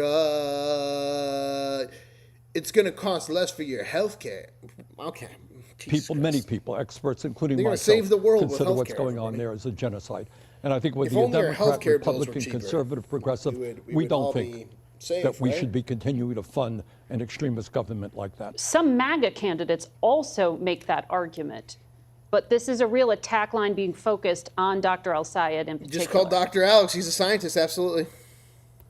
Well, let's be clear. I mean, from Trump on down, you have Trump. What? Let's calm down. Who is in many ways an authoritarian type. And he is going to go after El-Sayed because, for racist reasons. I think their first announcement after Abdul won is this never goes. He is a Muslim. Guys. Kamala Harris sat on the Lincoln fucking memorial statue the night before the election calling Donald Trump a Nazi. He became president again. Well, are we really going to fall for this again?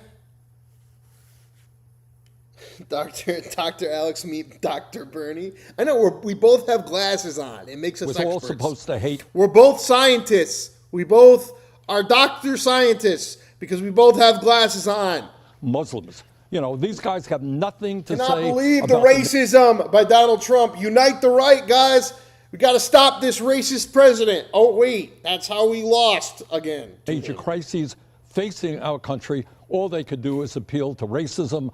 We're communists, all kinds of nonsense like that. But I think that at the end of the day, the people of Michigan understand that the status quo is not working. We need a candidate like Abdul who has the guts to stand up for working class families. This guy wrote a book. He's a doctor on Medicare. He wrote a book on the health care because he's a doctor. He's a scientist doctor writing a book about the health care. The current healthcare system. You don't understand. We got to guarantee healthcare to all people. Remember when in COVID we were all reading the Pete Buttigieg book? Well, now you got to go read the Dr. Scientist book because he's going to tell you about the healthcare. Abdul he wrote a book about the healthcare. Senator Sanders, we'll leave it there. We're going to talk about healthcare next with Dr. Jay. Bro, Margaret's like, so what we'll continue the fuck just that happened? part of the conversation. Margaret's like, what? what? Fight yet. All right, Bill Cassidy, dude who got primaried, bought and paid for by pharmaceutical reps, talks constantly about being a doctor, and now Mr. Doctor, Senator Bill Cassidy, the physician, because he's a serious kind of doctor. He's a physician. Is going to grift for pharmaceutical reps for 14 minutes. Here we go. Woo! His home state, Louisiana Republican Senator Bill I'm from Cassidy. Louisiana, and I lost my primary because I fucking supported fucking it's good to not talk to you. RFK. So you were skeptical. You made that clear back doctor. when we spoke in June of Todd Blanchard. All these goddamn scientist doctors, y'all. Make sure you join. Become a member for $5 a month. True communism starts with North Korea, guys. All right, come on. What the fuck are we doing here? Attorney General. Dr. Scientist Bill Cassidy confirm him. Here But to you tell said you you're not about the entirely pharmaceuticals. satisfied. You no doubt will have concern in the future. And This is so disgusting too that the press continues to even report on this. They're like, these senators are stopping this $1.8 billion slush fund from Trump. And it's like, you mean $1.8 billion that they wanted to give to people that were wrongfully convicted in a court of law. It was a wrongful victim case. Not like, oh, you shot somebody on January 6th and you broke a window. No, like wrongful convictions. And they're like, the $1.8 billion slush fund, and here's our hero, pharmaceutical doctor scientist, Bill Cassidy, who lost his I want to primary. play for our viewers what you said. Take a listen. I'll be criticized for this vote. What's new? He's going to stop it. But then he's going to not stop it because he's a doctor scientist. But I was promised that he wasn't going to get the January 6th. Well, my staffer said on this piece of paper through ChatGPT that actually I should vote for him. Vienna can be assured that I worked hard to understand the issue. What are you doing? What a dork. You were emotional there. Your voice cracked. Why? You were emotional there. Your voice cracked. What kind of fucking theater are we playing here? The man was reading a script. Literally. Dr. Scientist fucking Bill Cassidy, for one of the last 3 appearances on CBS, because Pharma paid for it. Here we go. Why do you think you're going to be criticized? Oh, you're going to be criticized. I don't care if I'm criticized, because I'm out anyway. I'm just a rebel against Donald Trump. No, you got fucking canned because you fucking shilled out for vaccines, bro. Correct, because my wife thinks it's endearing. I think it's embarrassing. But sometimes you're aware of the incredible privilege of representing your state and your nation. Incredible privilege. And as a little boy, I would read... Sometimes you realize you have a lot of power in the room when you go, I'm not going to vote for him. Actually, I'm going to vote for him. Ha ha ha. It's really cute. I get to fucking have everybody look at me. History books. And I'd read about these great decisions on the Senate floor. And the fact that I have the ability to participate, and after an intense 48 hours of coming up with a decision that wasn't black or white, you can argue one way or the other, and you can come up with just this side or just that side of approval. Mm-hmm. Now, the fact that I, Bill Cassidy, was able to do that, I am so privileged. And whenever I just for a second am hit by the gravity of that and the honor of that, I get emotional. The gravity and the honor of that. What the fuck are you talking about? Like, what is this? Bro is on Fauci levels of narcissism. I smelled the cameras. That's just, and my I was wife like, finds it endearing. I find it embarrassing. Well, it does have a great gravity to a decision like this, and you weighed it very carefully. When we spoke back in June, we weighed it very carefully, and then he told me he wouldn't give those people that were wrongfully convicted $1.8 billion from your slush fund that are against pharmaceutical reps, and that he would support my pharmaceutical reps. So then I decided to represent Louisiana by going, yes. Specific in some of your concerns. And I know acting Attorney General Blanche now, who's set for that confirmation, had posted documents, including he rescinded the order. Set for that confirmation. What the fuck are you talking about? They already passed it. It was party line vote, bro. To create the Anti-Weaponization Fund, and he had an unsigned statement in which he narrowed the terms of the Trump IRS protections that you had objected to. Now they'll apply just to Trump, Don Jr., Eric, and the Trump Organization. Yeah, so much better.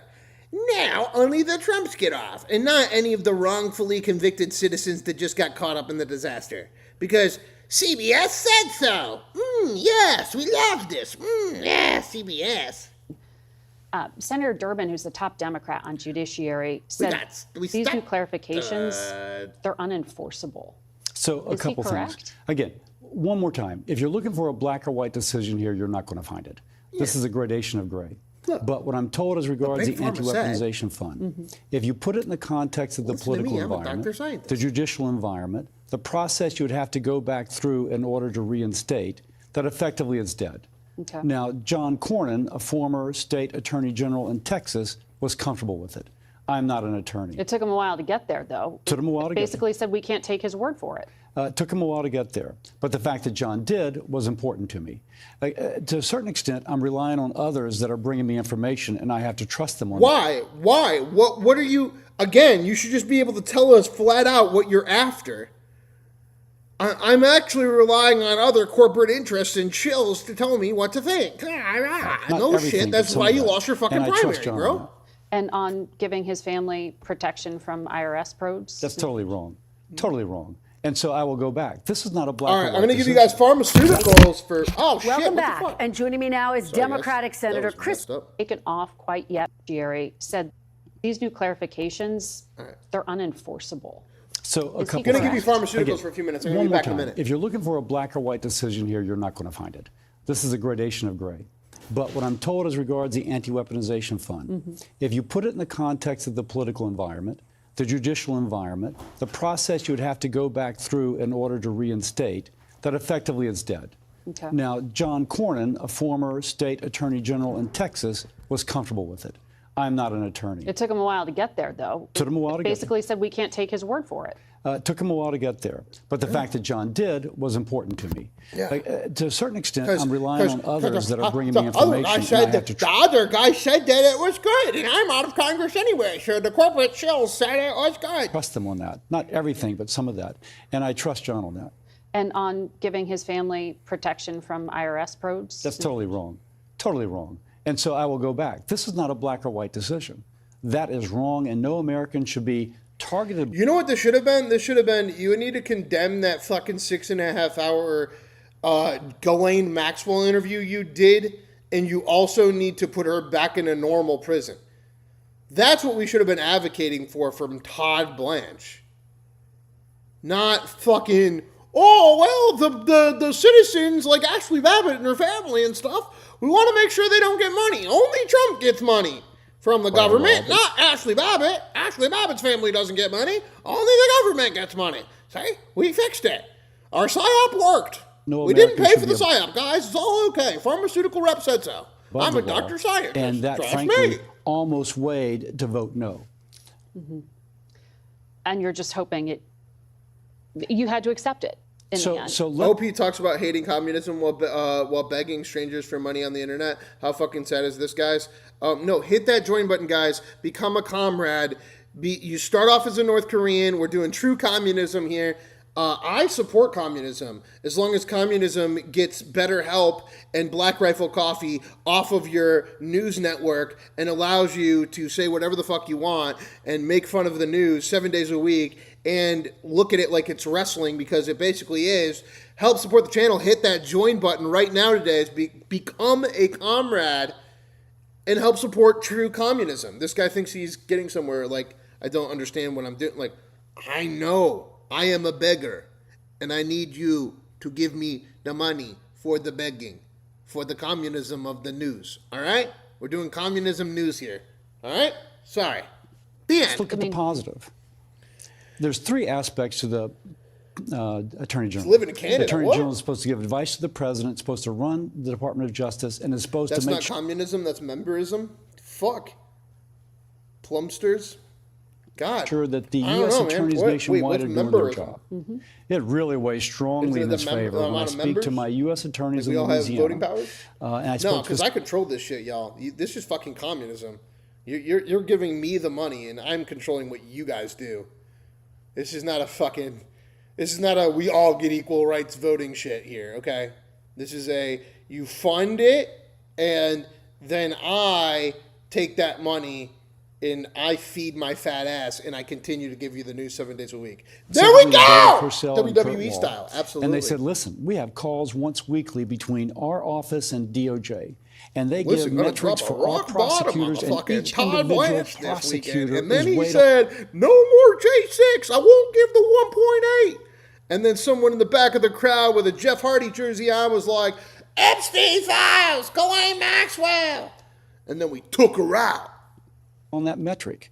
And we've had our focus restricted down to fight. It's the example of the left or the right, though. If you have a BetterHelp ad, you're inherently left-wing.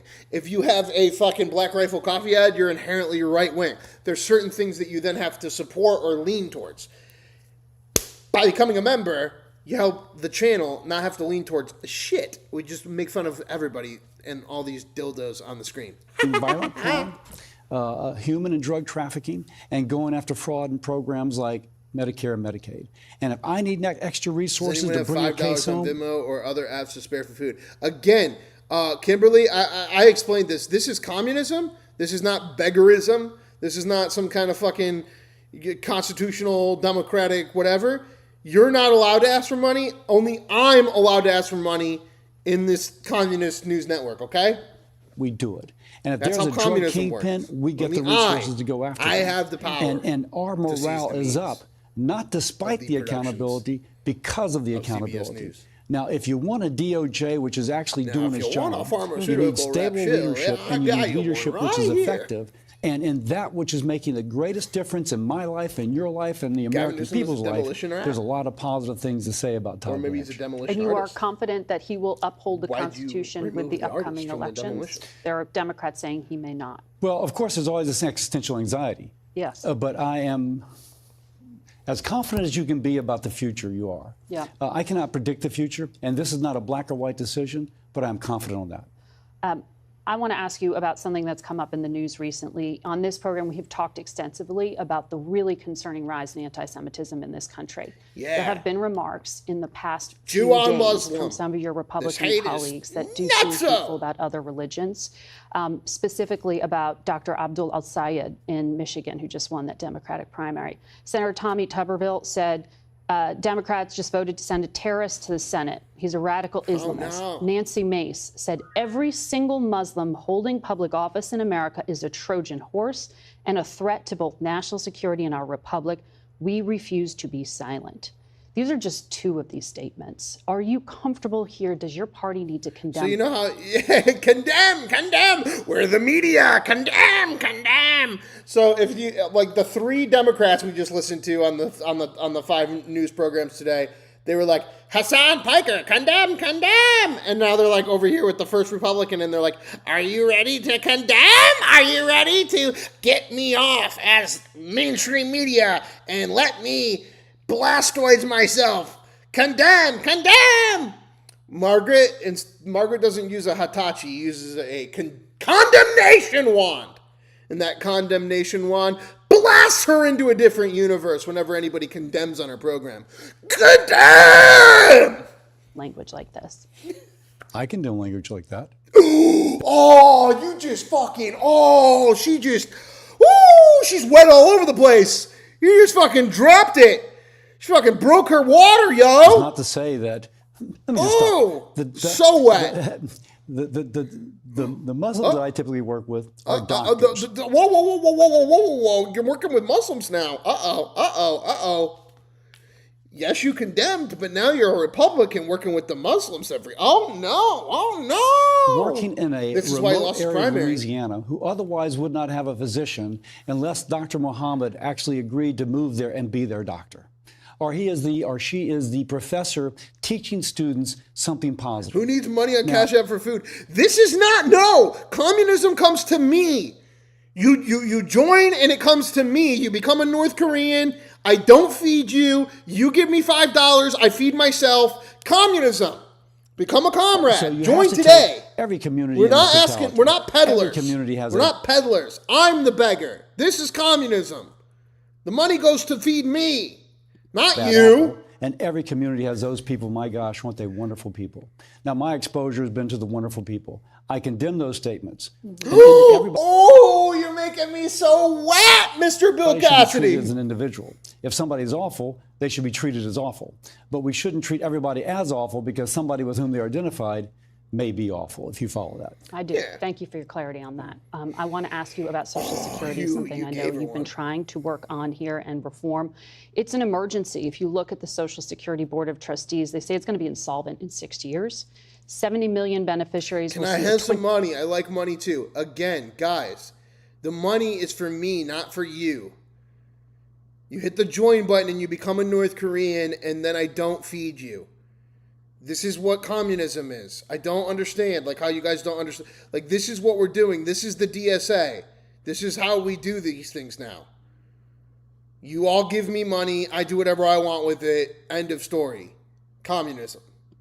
52% cut to their checks every month, which means about $500 less in their pockets each single month. You've got a few months. There'll be none of this in the room, but more of this in the room.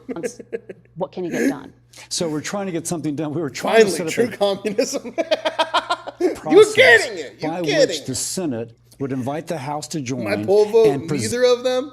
Yo, you're saying neither of them. You weren't here when it was Gavin Newsom versus John Ossoff in a runoff, which was late on Friday night. Our late show Friday night ended with a runoff of Gavin Newsom and John Ossoff. That was a painful one. Present bills that could be a solution. We don't dictate what the bill would be. It could be Ron Wyden's bill. It could be Bernie Sanders' bill. It could be Bill Welcome Cassidy's to the Mod bill. Club, devs. We would just don't present abuse it or you lose to the Congress in order for us to consider, to set up that process. A pathway. I tried to get that set up. Ron Wyden came to the floor and objected. And I'm thinking, why are you objecting to a process?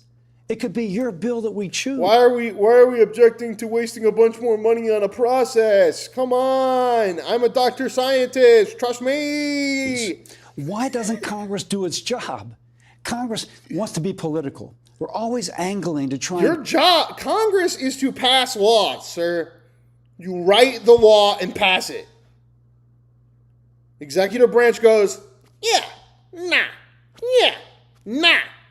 Judiciary goes, wait a minute, can't do that one. That's what we're in. I don't know what fucking fictitious rainbow imagination fucking world you're living in. That's what you're supposed to be doing. I know you've been there for 30 years and you've never done that? You've just done one reconciliation bill for every year you've been there? But your job is to actually pass laws. Your job is not to set up more committees, okay? Thank God this guy got primaried. Holy shit. Get the advantage, particularly in front of an election. As you read, the actuaries predict this fund is insolvent in 6 years. This is not the time to be political. It is a time to be a good senator. I was told by a couple of my colleagues I'm a lousy politician, but a good senator. I would challenge everybody at this moment to be a good senator. And by the way, when you object just because of politics, as best I can tell, that's just so incredibly wrong. Well, there is a Democrat looking to do something on this. Elizabeth Warren had this op-ed with Bernie Moreno, the Republican from Ohio, this past week, arguing that in order to help Social Security, they should eliminate the payroll tax cap, which currently applies to the first $184,500 someone takes home. The rest of it being exempt if they make more than that. Do you support this proposal? First, let me say, this is not Republican Democrat. Dick Durbin is the one who's leading the charge with me to try and get this done. Yeah, guys, this is corporates versus the fucking non-corporates. Well, this is pharmaceutical reps on both sides versus everybody else out there. And so, absolutely, as a bipartisan, yes, let's set up that process. As regards the solution, yes, that would be one of the things we consider. If Elizabeth and Bernie Moreno want to get their proposal considered, we first have to set up this process. And that's all Dick Durbin and I are trying to do, is to set up a process. You're trying to force the conversation to be had. But and if we come up with a solution, to force the fact that it would be considered in committee and then force... All we're really trying to do is force a committee to create a process in which they will advise what is to be done next on this process. Just fucking leave. Just leave, Dr. Scientist. We don't need you anymore. The fact that it would be considered on the floor. And once you force those two things, we could actually come up with a solution this year. Well, AARP opposes your Promise Act because they say you got to do dude, bro, he can't even get the unks involved. The hard work now. But you're saying no one's doing the hard work now. So you no need one's to doing the hard work now.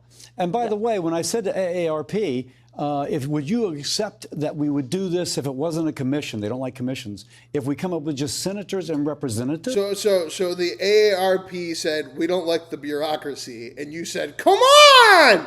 If we give you a set of rules, come on! I'm a doctor scientist. Yeah. That would come together over the next 2 months with open hearings. And then we would, in these next 2 months, have the open hearings, and then we'd present the solutions. They said they would accept that.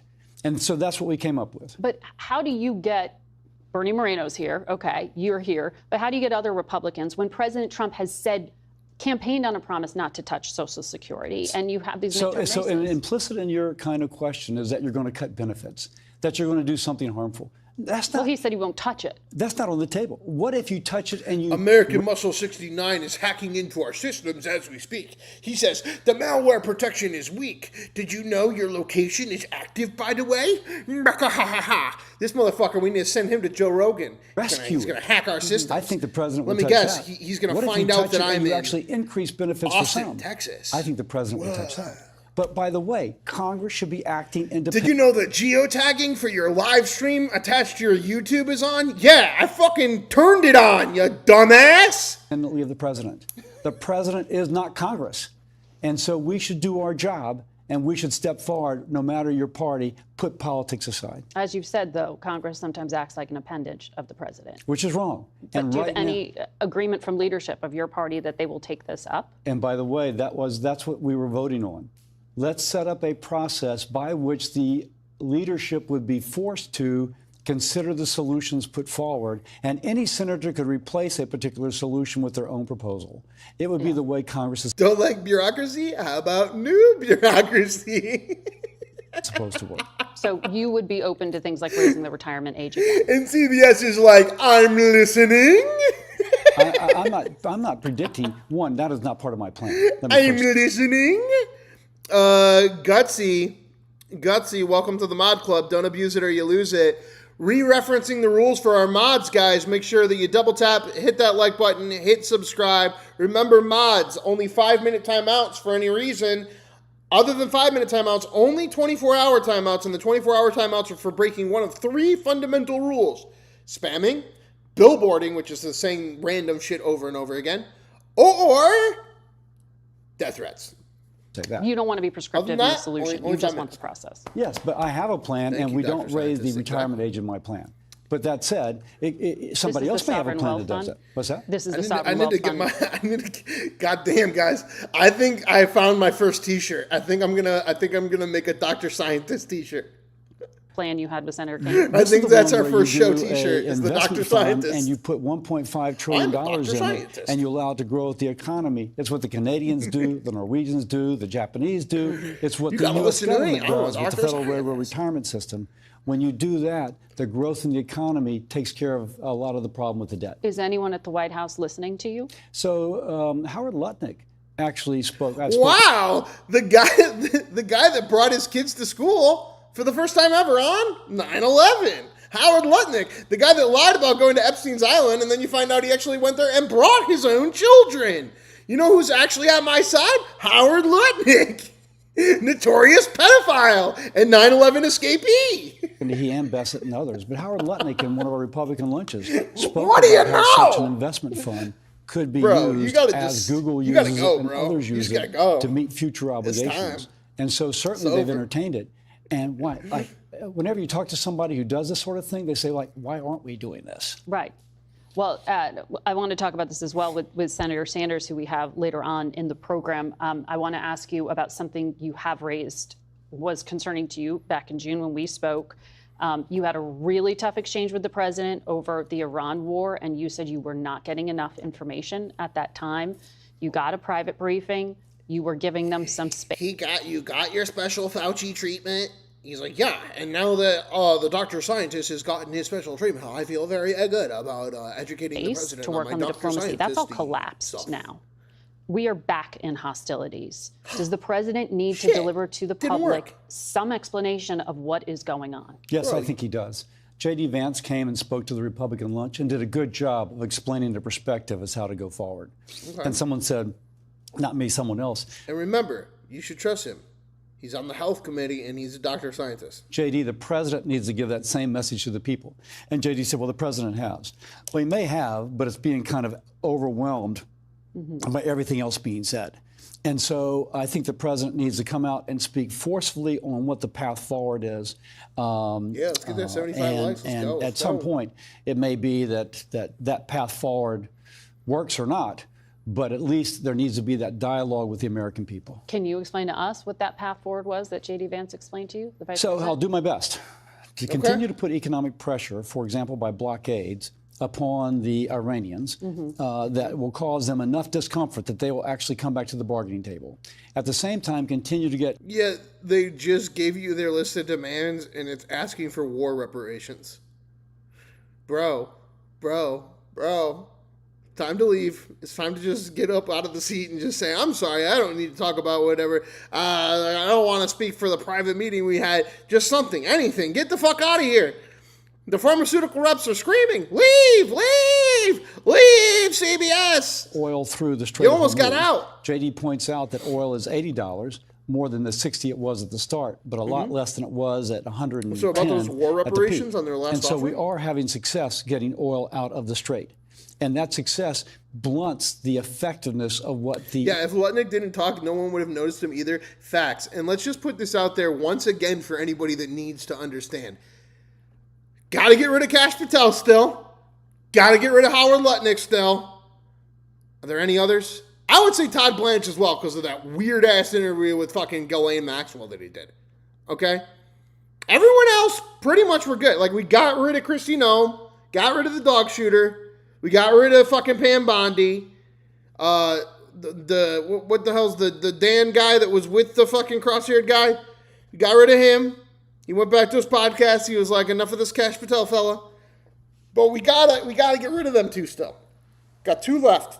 Iranians are trying to do That will be at okay. the Strait of Hormuz.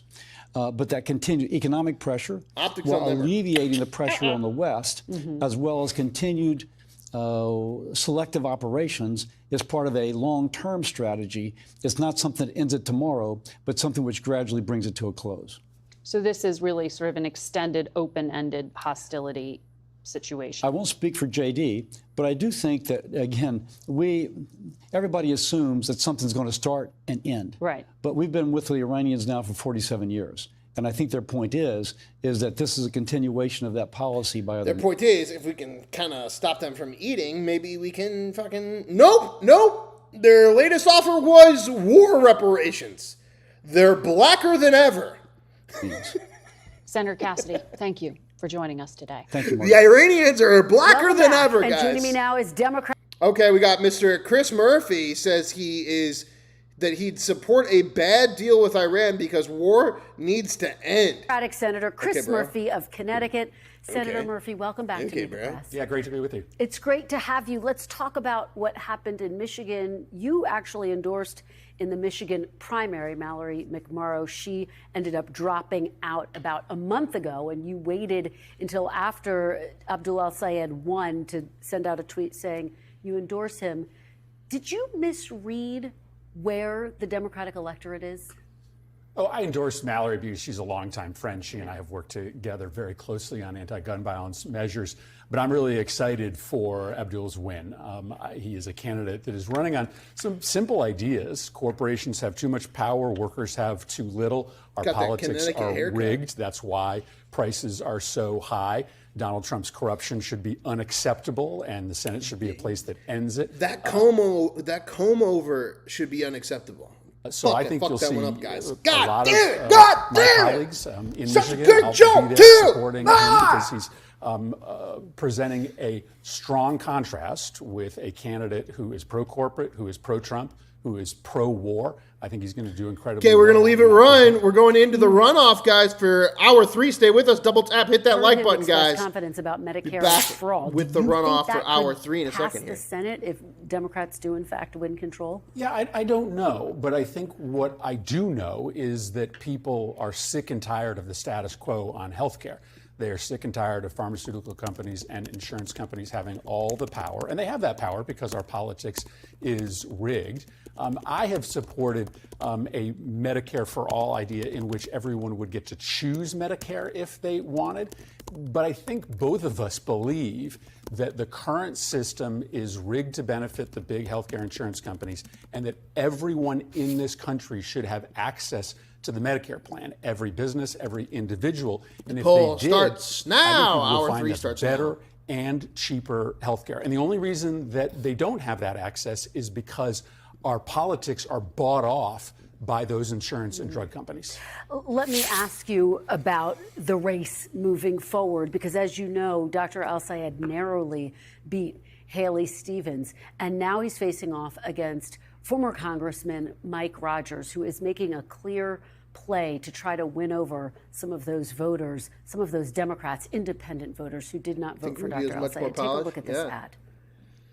If you're Right among now the we're at majority 50-50, of guys. Democratic voters that woke up on Rubio looking Wednesday better every feeling, day, ain't he? well, hopeless, because the person who won does not represent your values, well, just know there is still hope.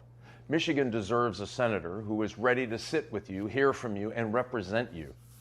What do you say to Democrats who might believe that Dr. El-Sayed does not represent their values? Well, Mike Rogers is going to represent only one person in the United States Senate, Donald Trump. The entire Republican Party here we go has again. become a cult Donald of Trump, Donald personality. Trump, healthcare. Donald Trump, healthcare. I hate They Israel have too. Donald no Trump, ability to think healthcare. independently. They do only what Donald Trump asks them to do and tells them to do. What I also know, because I served with Mike Rogers, is that he is one of the hawkish, most pro-war was one of the most hawkish pro-war members of the House of Representatives. He is going to be a rubber stamp for this president's war in Iran that has gas prices in Michigan right now hovering around $4.20 a gallon, that has no end in sight, that is bankrupting the American Treasury. I do think this election is going to be a referendum on this war that Donald Trump is losing. And Mike Rogers is well known as one of the biggest proponents of the American military being engaged in foreign conflicts in the United States Senate. I want to ask you about one of the issues that is dividing Democrats. We saw this certainly in 2024. It's the issue of Israel. Do you Devs, think watch out with that Democrats word. Sometimes they really censor that one hard. a So more unified watch message using in order that to one. be able to win purple states like Unfortunately. Michigan? I use it Well, as listen, well. here's my view. I want there to be a strong U.S.-Israel relationship. I support Israel. I cannot support this government's actions. They are not aligned with U.S. national security objectives. prices aren't killing And us, so everything else is. I think that until we have prices a and different Israel. government and a different policy in Israel, it's going to be hard for people like me that want a Palestinian state side by side with a Jewish state in the region to support continuing to send arms to Israel. But your question is, should the Democrats have one position? Well, no. We have disagreements inside the Democratic Party. There were disagreements in Michigan. And that's the sign of a healthy party. IRN already won. What's the They're alternative? asking for Well, reparations. the alternative They is the black as Republican fuck Party, right in now. which they are not allowed to have disagreements. The only thing they can think is what Donald Trump thinks. That's thing not you a can healthy think is party. Donald Trump is I evil. want to be a part of a party that occasionally actually has disagreements inside it. But does it I want to be a part of a party that hates Donald Trump but has disagreements. concern you that Dr. We El-Sayed must all hate Donald Trump, describes though. Israel I think as that's right. committing a genocide and apartheid? Well, I think what you heard him say is that he will support funding to Israel so long as Israel is on a path to live side by side with a Palestinian state. And I think that is a view that is shared by a wide cross-section of Americans. I want to ask you about Iran. You have been cleared that you want the war to end. Is there any deal that could be negotiated that you would support, that you would get behind in order to say this is good enough now to end the war, declare victory, and move on? So Donald Trump has lost this war. America is weaker. Iran is I'm gonna leave you stronger. guys with this The real quick. price to reopen the strait increases by the day. The supposed deal that's on the table right now would pay Iran $100 billion a year in order to reopen the strait. That is 1/3 of Iran's entire economy. What a victory for Iran, that at the end of this war, they get paid to reopen the strait. They get paid to rebuild their military. They get paid to rebuild their support for proxies in the region. The answer to your question is yes, I will support a deal to end this war and to reopen the strait. I am prepared to support a bad deal to end this war and reopen the strait, because the only deal that is available at this point in time is a terrible bad deal. But the war needs to end, because every day that the war continues, America gets weaker, Iran gets stronger, and people here in the United States get screwed as prices go up and up and up. Let me ask you, because Secretary Hegseth, the Pentagon requesting an additional $67 billion in defense funding, in part to replenish stockpiles that have been depleted. Now, as a member of the Appropriations Committee, you have said that you're not going to support additional funding. But let's say that Democrats do win back the Senate, the majority in January. How do you plan to replenish those stockpiles? Well, the priority right now is ending this war. 7 in 10 Americans want this war to end. Families are being bankrupted as we speak by this war. As kids are going back to school, families are realizing that filling up lunchboxes this year is going to cost them $4,000 more than it did last year. That is mostly because of this war. So no, I'm not going to support funding to keep this war going. But if the war comes to an end, if the president ends this war, then yes, of course, I and my colleagues will be ready to provide the funding to replenish the stores of munitions that have been spent. But it is important to understand how much money that's going to cost.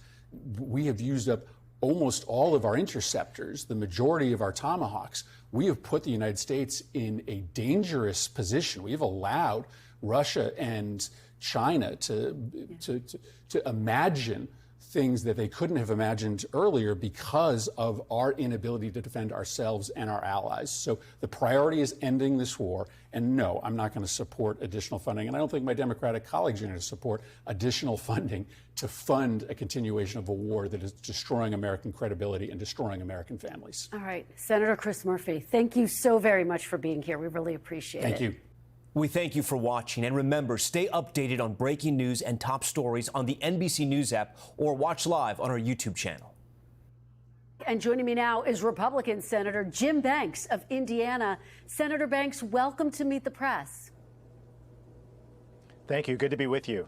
It is great to have you here. I want to start right there on Michigan, this big Senate race. More than 1.5 million voters participated in the Democratic primary. That is a 64% increase in turnout from the 2024 primary in Michigan. What do you think Mike Rogers needs to do to win over some of those Democrats and more independent voters? Well, Mike Rogers just barely lost in the last cycle to Alyssa Slotkin, who ran as a moderate.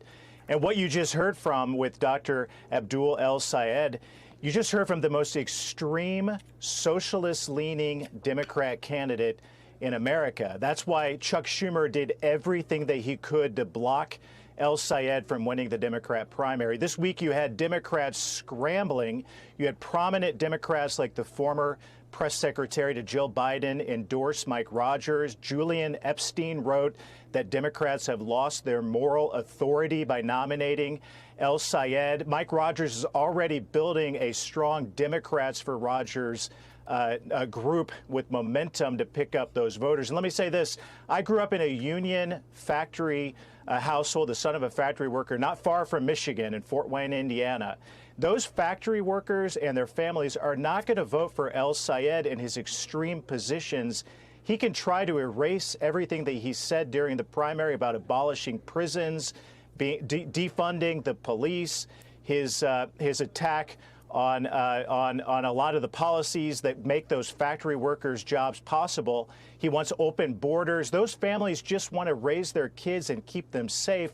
And El-Sayed wants to abolish prisons and defund the police. Mike Rogers is going to win big in November. The first time in 30 years that Michigan has elected a Republican will be this November, and Republicans have never felt better about keeping the Senate majority. Well, let me ask you, you describe Dr. El-Sayed as extreme. Your Senate colleague, Tommy Tuberville, has called him a terrorist. Senator Ted Cruz said El-Sayed wants, quote, Sharia law. To be fair, there's no evidence to support those claims. Do you believe those attacks go too far, Senator? Well, Kristen, look, he wants to deny it now, but El-Sayed campaigned as a Democrat socialist. He attended 6 different DSA-type events, including fundraisers for Democrat Socialists. The Democrat Socialist group in Detroit praised him. They said that he was one of their own. He staked out socialist positions. He can call himself a capitalist this week after the Democrat primary is over. But look at everything that he said and his record during the Democrat primary, and you see that he is the most extreme candidate. He would, if he happened to get elected in the November election, he would make Bernie Sanders look squishy in the Democrat caucus in the Senate. Even Bernie Sanders has staked out positions to try to distance himself from what El-Sayed has campaigned with. And you just heard in the segment in your interview, he still refuses to say that he doesn't align or that he won't campaign with Piker, who is a radical who said that America deserved 9/11. He campaigned with a lot of figures like that during the primary, and still today he won't distance himself from those extreme voices and those characters in the socialist wing of the Democrat Party. This isn't just about Michigan, though. This is about Indiana and what the Democrat Party has become nationwide, and that's why Democrats are scrambling this week to distance themselves from El-Sayed and his radical positions. Well, let me ask you now about the biggest issue for voters, the economy, one of the most defining issues of the midterm, certainly. President Trump said this week, quote, I think we should be given an A+ on the economy. Friday's jobs report, as you know, says the U.S. lost 23,000 jobs in July. Do you think President Trump deserves an A+ on the economy, Senator? I do, and here's why. Every single jobs report, except for this one, has exceeded expectations. And there's still good news, even in this July jobs report, about the resurgence of manufacturing jobs and construction jobs that are being created in America. Never forget that the last 2 years that Joe Biden was in the White House, we lost 250,000 manufacturing jobs. And we've seen a significant resurgence because of President Trump's trade policies in bringing back those good-paying factory jobs, advanced manufacturing jobs. We're seeing it nowhere more than in states like Indiana. That's the return of the Made in America economy. Those are long-term sustainable jobs, and we're going to keep seeing that in this Trump economy. So this jobs report was a blip. It's the only one on President Trump's watch so far that lacked job growth, but baked within it, you see the increase in manufacturing jobs, especially as you look at the AI economy that we're entering into. These are these construction jobs and manufacturing jobs are the types of jobs we want to bring back to America. And yet, Senator, most polls show that President Trump is underwater on his handling of the economy, in part being dragged down by the war with Iran. And I do want to turn to Iran. I want to play something that you said about President Trump back in June of 2025. This was before the president had taken any military action in Iran. Take a look. President Trump is the greatest peacemaker of my lifetime. He is the only president not to get our country into a new war in the last 4 decades. Senator, do you still see President Trump, now we're nearly 5 months into the war with Iran, as the greatest peacemaker?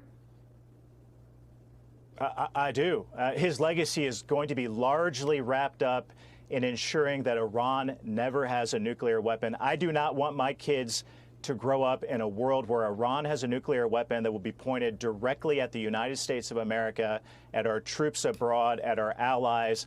And President Trump is the first president in 47 years who's had the guts to stand up to the regime there and tell them that they're not going to get away with it. There's been lots of good news of what's happened. The greatest military in the world, as an Afghanistan veteran myself, watching what our military has accomplished, wiping out 85% of Iran's ballistic missiles, Iran's defense industrial base, and making sure that they can never achieve their ultimate goal to have that nuclear weapon. That's all good news. And President Trump's use of the naval blockade, he's crippled Iran's economy. That in and of itself will bring lasting peace, not just to the Middle East, but to the rest of the world, and projects American strength in a way that I've never seen in my lifetime. So he is a peacemaker. This is a key part of ensuring peace for the ages, and President Trump deserves a lot of credit for it. All right, before I let you go, I do want to ask you about another big issue looming over the midterms, about your Republican colleague, Congressman Max Miller. A number of your Republican colleagues in the Senate, as you know, including his former father-in-law, Senator Bernie Moreno, are calling on Congressman Miller to resign. Now, he has been accused, just so our viewers know, of emotionally and physically abusing his ex-wife and his 2-year-old daughter. He adamantly denies those allegations. But do you believe Congressman Miller should drop his reelection bid and resign from Congress?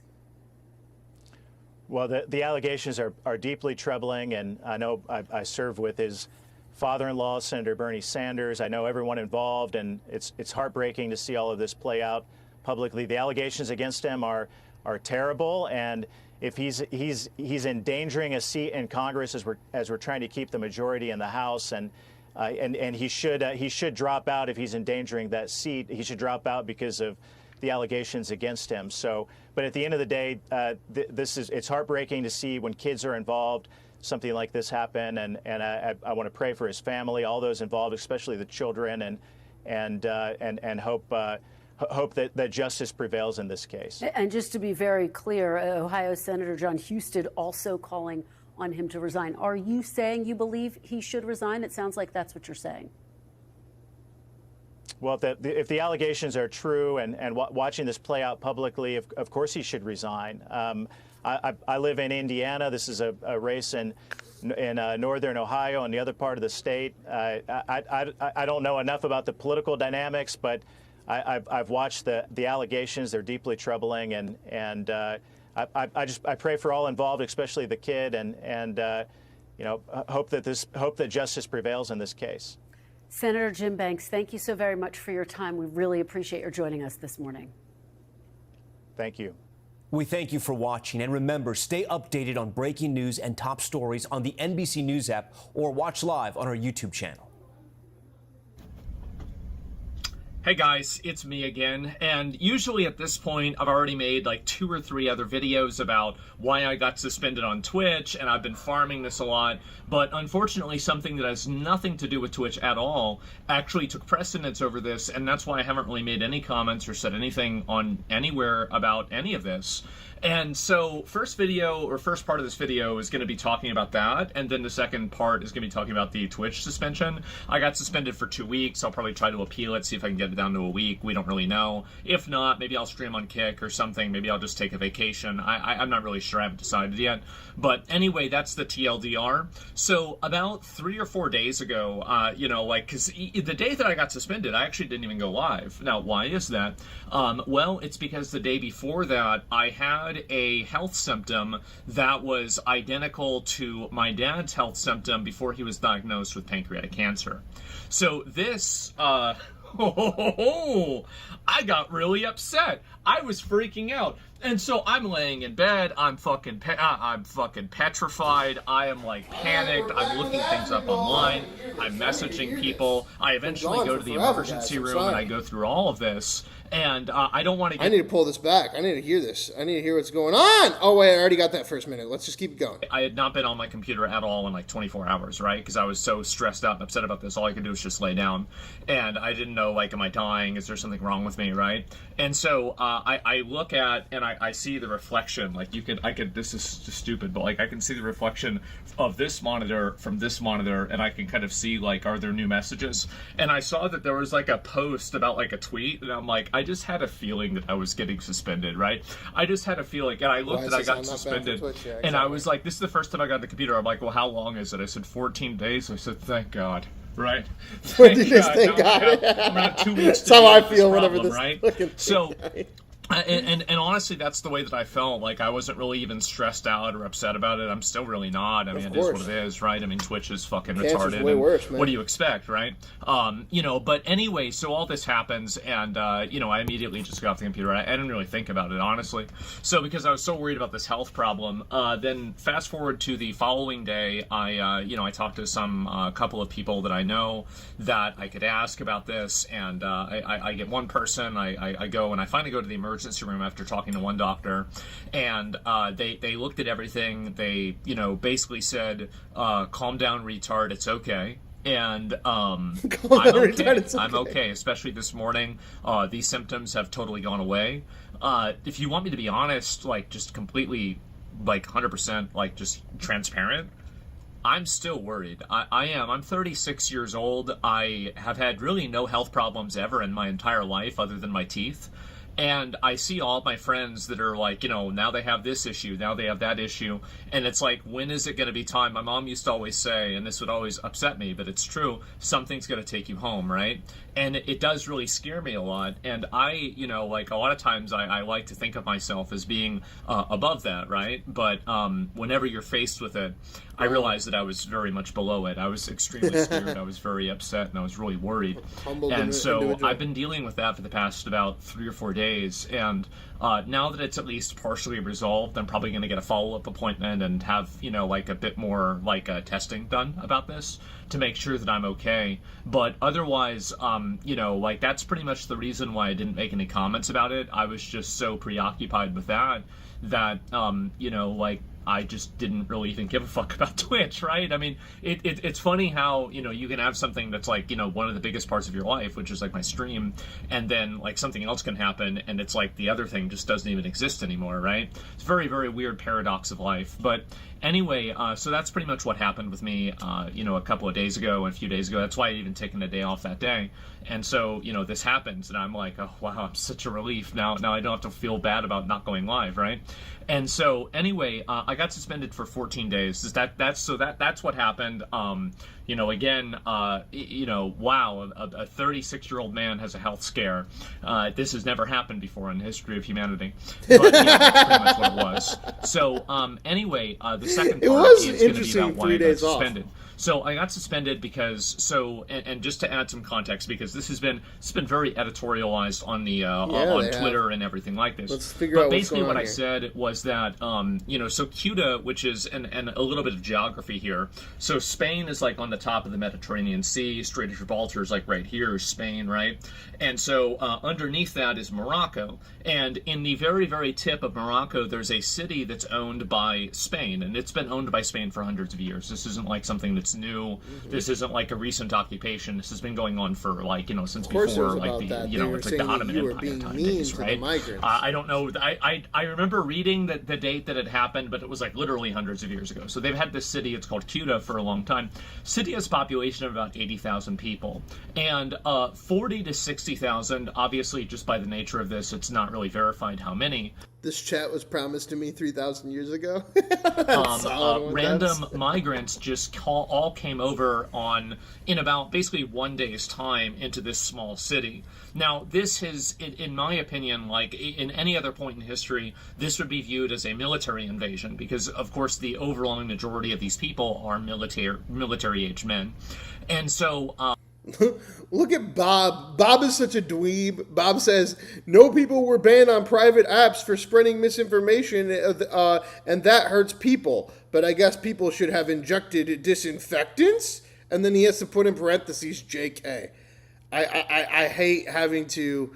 I would hate having your life, my guy, where you have to clarify that you're kidding in order to not get canceled with your own weirdly inaccurate piece of irony.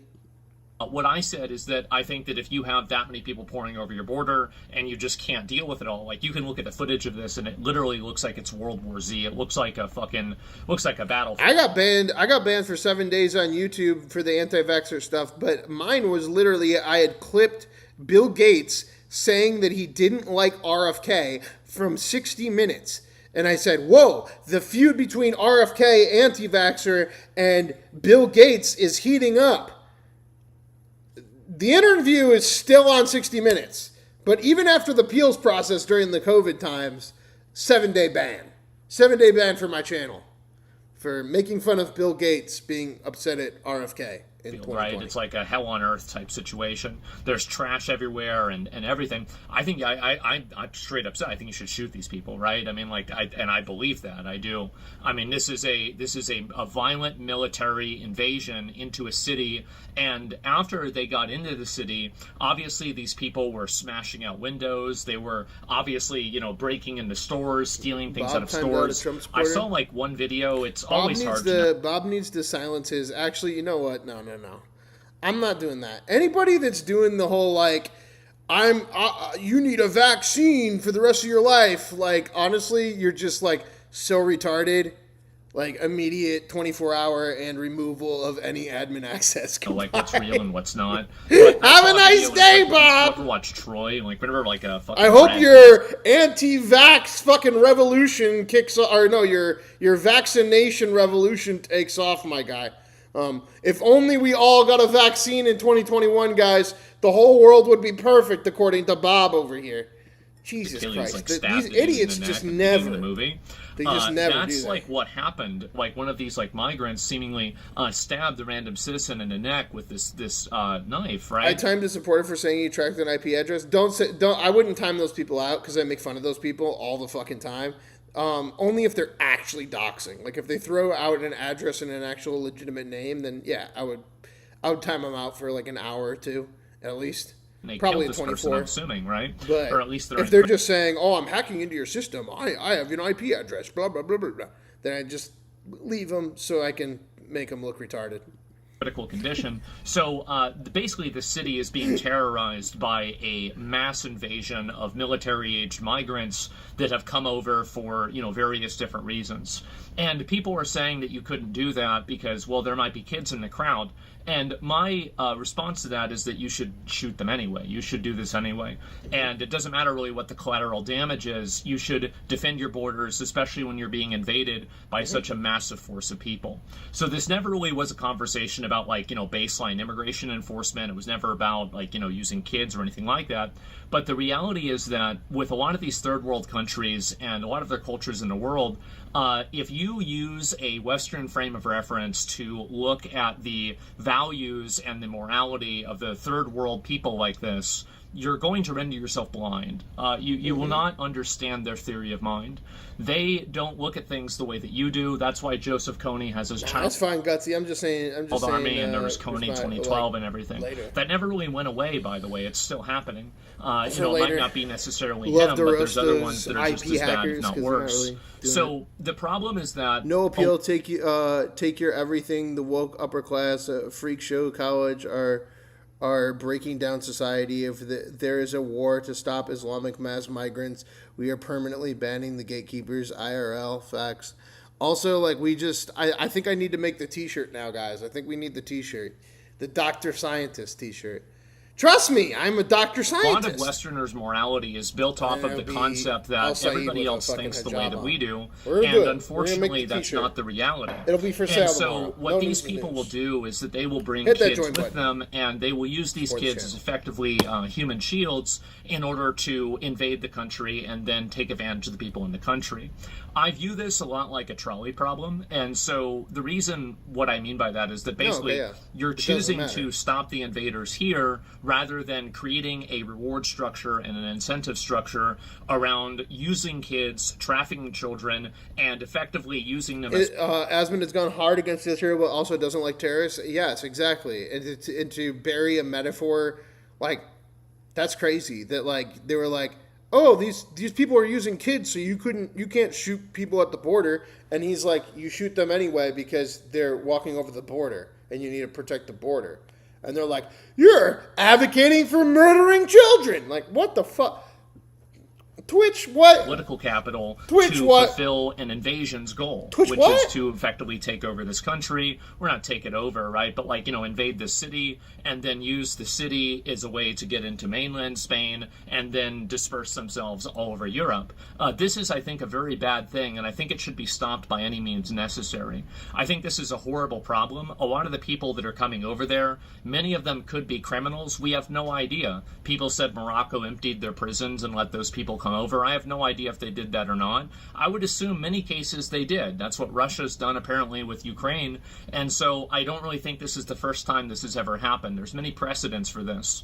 A lot of people look at this from the perspective of human rights or something like this. And I find this to be one of the most malignant and pernicious abuses and inversions of morality that we have nowadays. And I'll explain why. Never once have I ever heard about the human rights or the privileges or, what's the right thing to do for all of the people in this city who are now having to be terrified in their homes, boarding their houses up. You have these migrants banging on their doors, smashing their windows, destroying their businesses, potentially violating them, attacking them, and doing whatever they can to these people. You never, not once in my entire life have I ever heard about the concept of their human rights. I never hear about the people who have been the victims of these policies and this lax enforcement, whose lives have been effectively destroyed, and then for some reason we never think about them. We don't care about them. The only people that we care about are these invaders that are going around trying to take advantage of the country. And I think this is a profound inversion of morality. I don't think that any... Right, but... See, the problem is that he is dedicating his time towards the invaders, towards the actual migrants. But if you watch that Nick Shirley footage that we did, these are 23, 24, 25, 26, 27, 28-year-old adults speaking non-Arabic, tribal African languages, being told to come over here by police caravan from Morocco And we're being constructed a narrative by everyone in the American media and the international media at large that this has to do with Spanish immigration policy and TikTok. Two things that a man of tribal stature, not being able to even speak Arabic, in Morocco, being sent by police caravan at 23 to go into a country, has no idea about. Country has an obligation to take in migrants. I don't think any... Again, remember, the fucking head of Morocco is King Mohammed. King Mohammed. Maybe look into that motherfucker before we start, oh, Israel did everything, and actually Asmongold is killing children, and actually they're all fucking trying to seize the border because they saw on TikTok that the Spanish immigration policy is woke in the EU, and da-da-da-da-da. Maybe look into King Mohammed of Morocco. Country has an obligation to let people invade their borders. And I think that at the capacity that was happening with Cuba, I do think that you should use lethal military force to repel a literal fucking invasion. Keep in mind, this is a city of 80,000 people, and 40 to 60,000 additional people tried to come in one day. That's an invasion, and I think they should use guns to stop it. And I'm not sorry for saying that.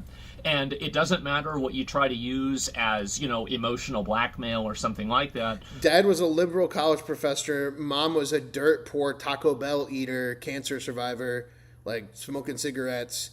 Man never got out of his house. Man never upscaled. Never used his millions of dollars to build himself a Tom Segura level of greed. Lives in the most American city, Austin, Texas.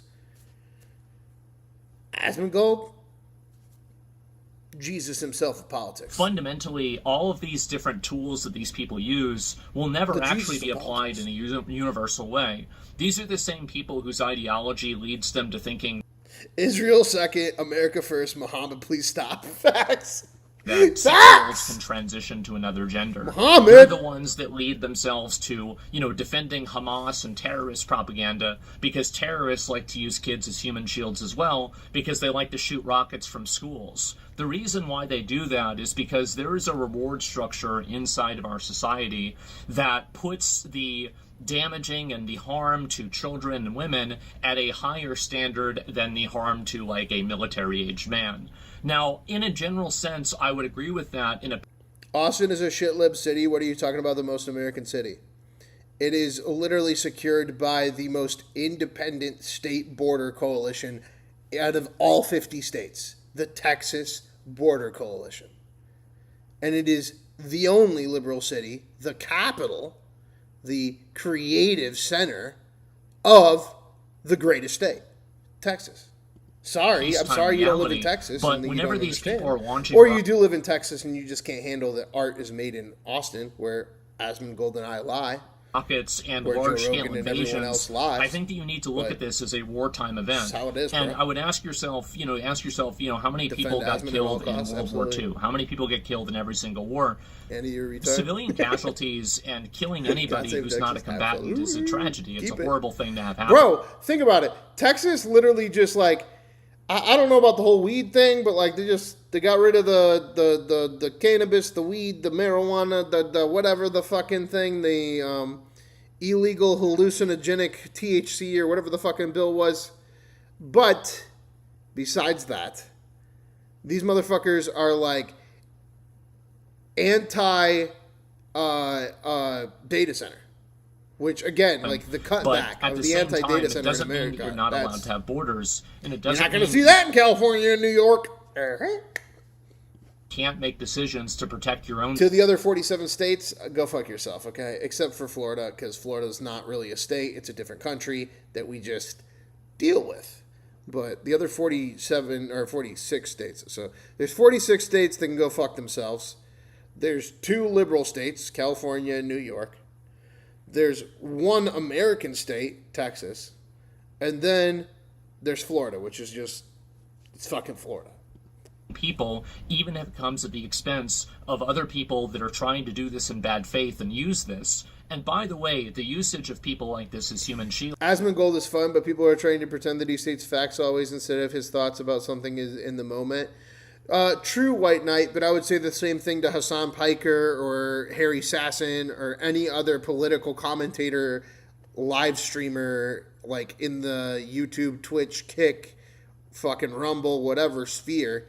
That is kind of the element, which is that everyone wants to treat them like they are political candidates, but the only one that's really ever done that or acted that way is Hasan Piker.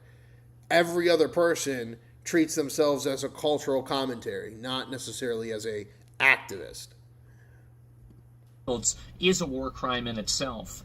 And that's, I think, the biggest issue that I have with a lot of these people that are criticizing this is that I don't think that they really care about these kids. They don't give a shit about them. Like, these are the people, they'll bring kids to an ICE protest. Why would you bring a kid to a protest where there's rioting and there's flashbang grenades and tear gas being sent off?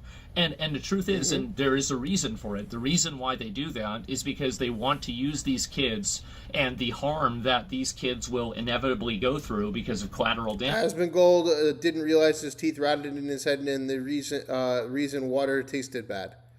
Okay. But yet he replaced his teeth. And they want to use this as a political tool so they can advance their agenda. The sun is unbearable, These absolutely. people are they're sick. They're sick, we evil have who people. we have. And I also referred to the people that Just use like, the human Joe Rogan is a fucking psyop because he talks about UFOs every third episode. It's like, we have who we have, shields as animals. Yeah, that's exactly what I think. I think they're fucking animals. If you use I think it makes it more relatable in that order he got for a you to fucking invade a dentures once his country teeth or in rot order away. for you to do terrorist attacks, I think that you're a fucking animal. And I'm not sorry for it. And I honestly think that most people agree with me. I think that almost everybody does. That being said, we have our own retard with Senator Murkowski. Yeah, well, Senator Murkowski, she's like, actually, I'm not going to vote for this attorney general. I'm going to look really special right now. Yeah, I'll ask him. But unfortunately... Actually, I support him as the sitting attorney general, but I don't support him as the actual attorney general. Lisa Murkowski, everybody. We've had this inversion of morality where these truly evil, malignant, pernicious people have been allowed to use this fake moral authority that they have to dictate that we have to allow terrorism, violence, and complete societal collapse. And if we don't allow this, somehow we're the ones that are evil. I reject this completely. And I understand that in doing so, there might be some people, this isn't a very comfortable thing to say. It's not a very polite thing to say. This isn't something that you'd read on a bumper sticker. But I think this is the nature of the world, and it's the nature of the reality that we live in. And I don't want to use a bunch of euphemisms and other types of vague and pacified language to discuss this in a way that is not authentic to its true harm and its true existence, which is what I think that's what it is. And I think that there are definitely criticisms people have of me that are valid, where like I probably do dial it up a little bit too much and maybe I could use different rhetoric, etc. But I want to let you know that I apologize for nothing. I meant exactly what I said. Yeah, exactly. It's like it's a metaphor, and yeah, you might not like the metaphor, but it's the same goddamn thing as Hasan with the 9/11. It's like, you don't ban them. If you don't ban them, then like, why the fuck is he getting the mistreatment? And I think that these It's borders weird. should be defended with lethal force whenever it's being invaded by 40 to 60,000 people at the same Hell time. yeah. That's an incredibly dangerous thing for all the people that live in that country. And I don't think that a government has an obligation to allow a bunch of invaders to pour over and potentially kill their own citizens. I find this to just be horrible. And ultimately, it should be stopped. Also, there are a lot of other patterns, like I'll give another parallel to this as well, is that in a lot of gang culture, what they do, and this is, of course, nothing like this is a monolith, but many of people like this, what they do is they'll use children to commit crimes because they know the children will not be sentenced in the same way that an adult will do. And then they just did what it my to you on biggest Twitch. argument for all of this is that I generally, and I know people might not believe this, I think most people do believe this, but the people that don't like me don't believe this or they don't want to, is that I think that I really do have the most moral and ethical position on this. Because the moment that you create an incentive, you also drive a behavior. Yep. And in my opinion, if you don't capitulate to this emotional blackmail, you also don't allow yourself, you don't allow these people to target and victimize these children by using them as baggage and effectively shock troopers in order to accomplish a goal. So, for example, if these kids are being charged as adults, the entire tool that these people were using, these gangs were using of having children commit crimes on their behalf, this tool would effectively be rendered ineffective. But we don't want to do that because it makes people sad to put kids in jail.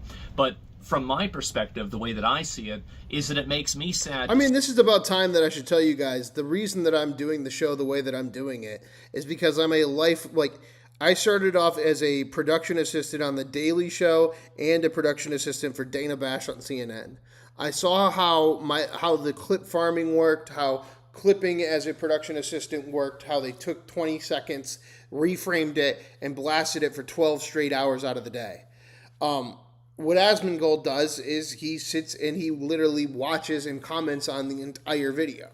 So my perspective was do a news show where instead of taking the clip from The Daily Show and clipping out Donald Trump's speech and then replaying it hour after hour for 12 straight hours on a news network, we literally just watch the whole speech. We literally just watch every piece of politics all the way through without the cut in a podcast style format. But that literally is inspiration from Asmongold. Like when I got to Austin, this was one of the very first people that I started watching and investigating and paying attention to, and realizing that him and the Amber Heard Johnny Depp trials really kind of blew him out of the water. And that the man works like a fucking workaholic. He is live 6 to 7 days out of the week, goes 6 to 7 hours every single day. Make sure you double tap, hit that like button, hit subscribe, hit that join button, guys. Become a comrade. Help support true communism. Help support an independent news channel making fun of both the left and the right every day, 7 days a week, except for yesterday. But appreciate kids that were abused, that are trafficked, and that are put into these situations because the people that are truly and profoundly evil, the people that know this, know that they can use these children because they can co-opt and use your morality against you so they can push their own evil designs. And I think that you do have to reject this in its entirety in order to have a society that isn't ruled by evil. Here's the irony of that. Somebody says in the chat, I'm not going to trust, Asmongold has said that he's a psychopath. I'm not going to trust someone or listen to someone that says that they're a psychopath or a self-proclaimed psychopath. That's an oxymoron, because saying you're a psychopath means you're not a psychopath. Inversion and other types of just completely horrible people. Says, good or bad, and like ultimately MSN, their opinions decided on the panels of writers. That's exactly what the show is built off of. It's the exact same model. And I tell you what, the longer that we do the show, the more that people are going to say, I'm an op, a minion, a grifter for my audience. The reality is people flock to the opinion of you because they like you. And that's the model of Asmongold. That's the model of Hasan Piker. That's the model of me. It's the model of Joe Rogan. It's the new model. It's the model of Theo Vaughn. It's the way you fucking do it. You don't do this other bullshit. Tucker Carlson, Nick Fuentes. Well, I wouldn't even say Nick Fuentes. Tucker Carlson, Candace Owens, Ben Shapiro, Midas Touch. These motherfuckers are built on selling t-shirts for their exact primed audience. So is the real Alex Wagner, which I would say I'm the real Alex Wagner. Alex R. Wagner. Go search my name. Go watch my movies. Help me beat the real Alex Wagner or Alex Wagner or whatever fucking name is. This lady, this Rachel Maddow wannabe that wants to steal my goddamn name. You have to sometimes make hard decisions like that, but ultimately making a hard decision like that should never have. That's my alarm. I was supposed to get up. It's Joe Rogan said they can't get away with lying anymore. And so, excuse me on that. So you do have to make these hard decisions. You do have to do things that are obviously, sometimes not the nicest things in the world. But I think that in order to do that, you do. Asmongold is also how I learned to read the chat, y'all. So I wouldn't even be reading the chat on my live stream if it wasn't for fucking Asmongold. So. You do that in the goal to preserve a culture that is the best place that you want to live in the world as well. So that's the problem. problem that I have. I don't think that I said anything wrong. I think that a lot of people actually would agree with me, and I think that the way that we've taken military action in the past, things like, for example, World War II, would indicate that actually this is not as much an objective reality that some people would make it out to be. And again, these are the same people that have no problem using children as props and having them, like groomed by adults, about their gender, taking them to ICE protests, putting them directly in danger because there are rioters and criminals and violence there. Who would ever bring a kid there? And these are the same people that are saying that I'm wrong for saying that creating an incentive for people to human traffic children and use them as human shields is a bad thing. And so I apologize for absolutely nothing. I said it in a very abrasive way, and I'm going to continue communicating that way. It's how I was raised. The reality is that, I was driving my dad to the hospital. He was like getting one of his cancer treatments. And he said, well, what's funny about this? And I said, what? And he says, well, now they can say you killed me too, just like they say you killed your mom. That's the way I grew up. That's the way I communicate. And that's the way I think. And I'm not sorry. And I understand that sometimes I use abrasive language. Sometimes I communicate in a way that's a little bit, harsh. And, people can say I'm mean. They can say I'm evil. They can say everything. But they're not saying I'm wrong. And I think that ultimately we should look at a lot of these uncomfortable truths with a lot more of a clear mind, rather than allowing it to be polluted by people that I think want to hurt us, people that want to put us in a position that is not advantageous. And that's the reason why I communicate the way that I do. It is hopefully to normalize this type of language and for people to see things for what they are rather than what they want them to be. And I think that's for better and for worse. So that's the reason why I talk the way that I do. I'm not sorry. It's probably not going to stop. I might try to I'm going to try to obviously tone it down a little bit because I don't want to get suspended all the time, right? Contrary to popular belief, it's great to have a vacation, but I don't want to have them all the time. And so, that's pretty much where things stand. That's the way that I feel. That's my reasoning for it. I view it as a trolley problem, and I think it enables human trafficking the moment that you capitulate to that type of emotional blackmail. So that's really the way that I feel. And I know this might be a harsh opinion. It might not be something that everybody agrees with, but I think it is the ethically correct thing to do, given the the implications of doing otherwise. So anyway, that's the way that I feel. Now, what's going to happen now? I'll probably file an appeal in a day or so. Hopefully I can get unsuspended earlier. I don't really know. I'll probably, I can try to, I wish I could just talk to them. It's really funny. So, Twitch emails me, and they say, yeah, you had an accidental content violation because you accidentally showed something on your stream you shouldn't have showed. And, they sent me an email for this. So I said, I respond back. I'm like, oh, yeah, my bad. I'm sorry. I didn't mean to do that. And so then I get suspended for 2 weeks. No email. I don't have any email. So this is the funniest thing, by the way. I actually don't even know this is why I got banned. Twitch has never communicated to me what the thing is that I did wrong that got me banned. I'm just guessing it's probably the thing that everybody was mad about, right? So, I don't know.Maybe it's actually some other random clip that had nothing to do with this. But, that's generally what my thinking on it is. It's very true, guys. I just had a 2 million video that I had up for 11 years called The Last Day of High School 2009 be removed from YouTube that I'm currently appealing. It has 2 million views on it for harassment and bullying. 2 million views. It's it's almost 18 years old because it was uploaded in 2009. So it's 18 years old, an 18-year-old YouTube clip with 2 million views on it of me and my friends walking around the last day of school, and this week was just banned for harassment and bullying. Deleted from the account. Pretty fucking crazy. Will I be back? Yeah, sure, I'll be back. It's been and nice to have no answer either. I've no been response stressed out either, about a lot of YouTube's life stuff. I feel Twitch, like I'm in kind of a position in my life now where it's what am I doing with my life? Where do I want to be in 5 or 10 years, right? It's kind of midlife crisis type stuff I'm dealing with. I don't talk about this a lot on stream because it's stupid, boring, and it's also, it's indulgent. And I don't want to treat my viewers like my own personal diary. But I have been going through my own personal issues as well, especially right after losing both my parents, and I'm living here by myself. And, it gives you a lot of questions for what to do in life. And all critics of the systems, as they are all failed because they are centrally planned and funded. And, you know, I don't want to get too into that, but, you know, just know that that's the backdrop for a lot of the ways that, you know, like I'm dealing with things personally off stream. And so, yeah, and then all these things happen. I have this health scare, and it's like, oh my God, this is, you know, like, am I dying, right? Is this happening? And so that's really kind of why I haven't immediately responded. It had nothing to do really with Twitch at all. I was worried about something. All right, let's get. I can't believe that he almost thought he was dying, and that's really what it was about. Anyway, let's get to. This is part 3 of Channel 5 and Andrew Callaghan in Palestine. This one is about arming Palestine. Here we go. Down on the soldiers. Here we go. Is there a 911 or an emergency line? But even if there was, it wouldn't have any effect. There's no PA hotline. There's no PA hotline, no. So if you're a victim... What's up, guys? It's Andrew Callaghan here. Welcome to the 3rd installment of our Palestine series. The military's offensive extends across the occupied West Bank. Many warn a breaking point is coming. إن شاء الله مش رايحين نطلع لو قتلونا يعني بنضل هيك. And it says, I know that pictures may cost me my life, but that will never stop me from taking a shot. ما احنا دارين كيف بدنا نسوي والله يطلق.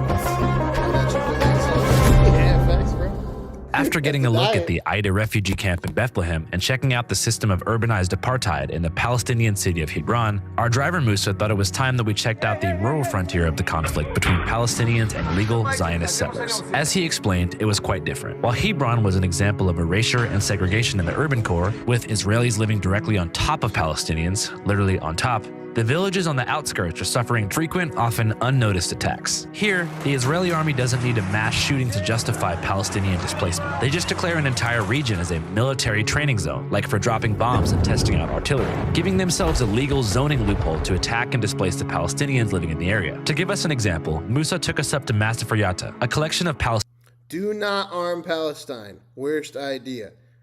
Oh, too late! Palestinian villages in the southern Hebron. Too late! It's a place that gained international attention through the Oscar-winning documentary No Other Land, which chronicled the struggles of residents under the constant threat of displacement. Compared to Hebron, villagers in these hills describe a very different kind of apartheid, one shaped by isolation, uncertainty, and frequent confrontation. As you exit Hebron, the contrast becomes visible quite quickly. Well-kept Area A Palestinian enclaves and the occasional subdivision-style Zionist settlement gradually both fade away. And of course, military checkpoints are constant, but only for Palestinians. Illegal Zionist occupants have been given free travel permissions and also free reign by the IDF to harass and harm Palestinians at will. With an actual... Not necessarily. See, this is where the propaganda heats up. They did have full control to do whatever the fuck they wanted over the operational territory from Israel up until 2021. When that documentary came out, they started prosecuting the people that were killing the Palestinians out in the fucking enclaves. Settlers' self-defense training camp established nearby, where hilltop youth and young settlers planning to ransack the area are given a kind of terrorist training by army officers and mercenaries.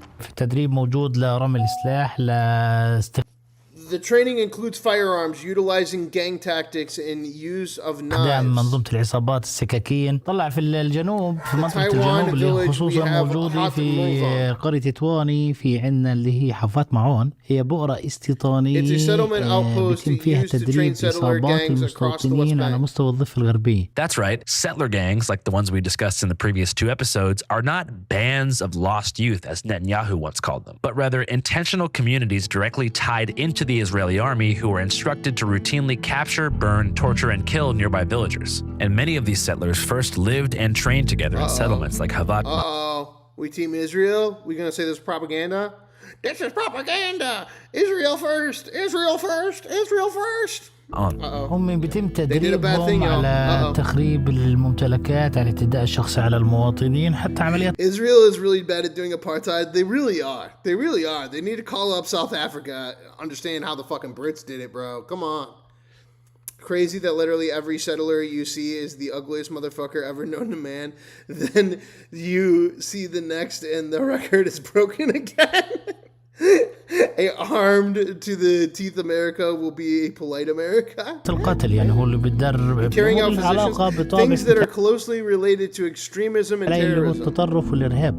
بدرجة أولى يعني. Do you know how many people they've killed and how many people they've displaced, let's say in the past couple years? طبعا احنا بنحكي عن فترة نشوها الناس. الفترة الأولى ما قبل اللي هو 7 من أكتوبر، الحرب اللي كانت موجودة أغلبها في غزة. ما بنحكي ما بعد 7 من أكتوبر، يعني هو كان إشي موجود وزاد سوء. You know numerically how many people have been killed by settlers in Palestine since October 7th? 1,000 in the West Bank.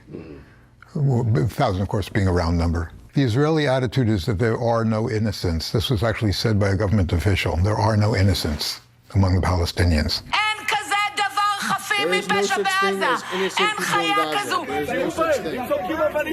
If they Palestinians are there, you have to kill them. I'm dying to execute terrorists. The death of, Since October 7th alone, the past 2.5 years, there have been over 1,800 incidents of settler violence and over 870 Palestinians killed by settlers, including 177 children, mostly in the name of acquiring more land, which, because of the help of the army and legal impunity provided by Israeli courts, they've done quite successfly. يعني الاستيطان الرعوي السيطرة على الأراضي بشكل كامل، وسواء البؤر أو البؤر الاستيطانية اللي تم السيطرة على التلال. As we mentioned back in episode 1, Israeli official Ben Gvir, himself an extremist settler, greenlit the mass distribution of military-grade gun licenses to settlers in the West Bank after Hamas's attack on October 7th. Well, what happened was post-October 7th, Ben Gvir authorized the release of larger numbers of high-caliber firearms, so virtually all the adults in the West Bank would have qualified for a kind of machine gun. So they were just awash with these guns and you know, thinly supervised at best. He claimed the measure was a self-defense precaution to keep settlers safe from any Hamas-style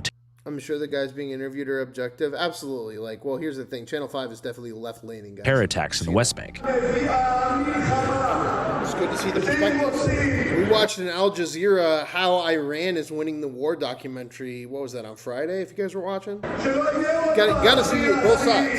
Of course, no such attack would ever occur. In fact, the opposite happened. The settlers then used these weapons to escalate violence against Palestinians, raising the civilian death toll to a place it had never been before. وحتى عمليات القتل اللي كانت بشكل مباشر من خلال المستوطنين زادت بشكل مبرر للجانب الإسرائيلي سواء حكومة واستيطان. So, going back to what Netanyahu said about roving bands of settler youth being nothing but unincorporated gangs of lost boys, portraying the right wing, left wing, wing. settlers or colonizers as being the driving force of displacement themselves is a common trope. I think it's much bloated. You know, when they're talking about it, they're talking about a handful of kids. We actually... Here we go. Kick the Muslims out of Michigan. And we give them their own land that was promised to them 3,000 years ago. Oh, what? They're not from the West Bank. They actually come from teenagers who come from broken homes. But oftentimes, it's the Israeli army itself that does the displacement, without the settlers. For example, in early 2025, Israel launched Operation Iron Wall, one of its largest operations in decades, focusing specifically on displacing residents in a place called the Jenin camp, a refugee camp about 2 hours north of Hebron in the northern West Bank. Once home to around 27,000 Palestinians, the Jenin refugee camp was almost entirely forcibly displaced by the army, who after they left, destroyed as many homes, roads, and other pieces of critical infrastructure as they could, rendering the camp uninhabitable. Today, it is almost entirely empty, and Israeli snipers guard the hills above the camp, often threatening to shoot and kill anybody who dares to return to their home. تركت خلفها تقريبا 20,000 نازح من مخيم جنين تهجير. العملية لا زالت مستمرة لأكثر من عام، تم خلالها تدمير لا يقل عن 2,000 منزل داخل مخيم جنين بحجة فتح طرقات وشق طرقات داخل المخيم، تدمير كل المنشآت التجارية، تدمير كل البنية التحتية داخل المخيم بشكل كامل سواء في الصرف الصحي أو في شبكة المياه أو شبكة الكهرباء. بالتالي استهداف مخيم جنين اليوم احنا بنشعر هو استهداف للجغرافيا الفلسطينية، استهداف لكينونة المخيمات لانتزاعها من الجغرافيا الفلسطينية وانتزاعها من التاريخ الفلسطيني، خاصة مخيم جنين لما شكله من رمزية في محطات العمل النضالي للشعب الفلسطيني. واعتقد انها هي البداية في حال نجاح الإسرائيليين في مخيم جنين من انتزاع هذا المخيم من الجغرافيا الفلسطينية والغاء وجوده، هي سوف تمتد على باقي المخيمات وأقطار كافة المخيمات. You might ask, what was the goal in the displacement of Jenin camp? Well, it's the same goal the settlers have, more land. The only difference is the army wears all green and puts out a press release after they displace and destroy a community in Palestine. In the case of Jenin, the army Pennsylvania when he was like 3 days old. claimed the entire displacement was a part of an infrastructure improvement project. Of course, that's hogwash, but the goals of the army. He's born in Israel, but his family's from Poland, and he lived in Pennsylvania. And settlers are often the same. Destroy and displace. Jenin has got one of the largest refugee camps in the region. And within the refugee camp, it's noted for its radicalism. The refugee camp in Jenin was invaded by the Israelis in 2000. Mr. J.D. Vance pulls off another win, which means he's retired tomorrow. J.D. Vance goes back into retirement. Tomorrow's poll of the day will be Gavin Newsom, Marco Rubio, John Ossoff, and AOC. AOC will get her first shot since getting that televised interview. I'm Team AOC for any Democrat at this point. She is way outperforming any of these other fucking weirdos. We have how many days now? That is 104, 110. Oh, let me pull up the photo of the day too, guys. There we go. 110. How many days now? 110, 106, 116, 117. 117 episodes of our show so far. 117 results. We have John Ossoff with 1 win. Marco Rubio with 12 wins.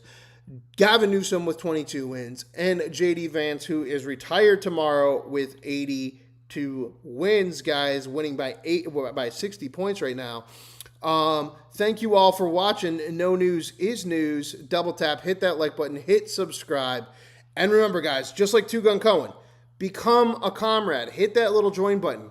Really, especially if you've been thinking about it at all, please push that join button today. Help support the channel. Become a member today of the communist comrade revolution. Start off as a North Korean, become a Venezuelan, eventually a Cuban like Two Gun Cohen.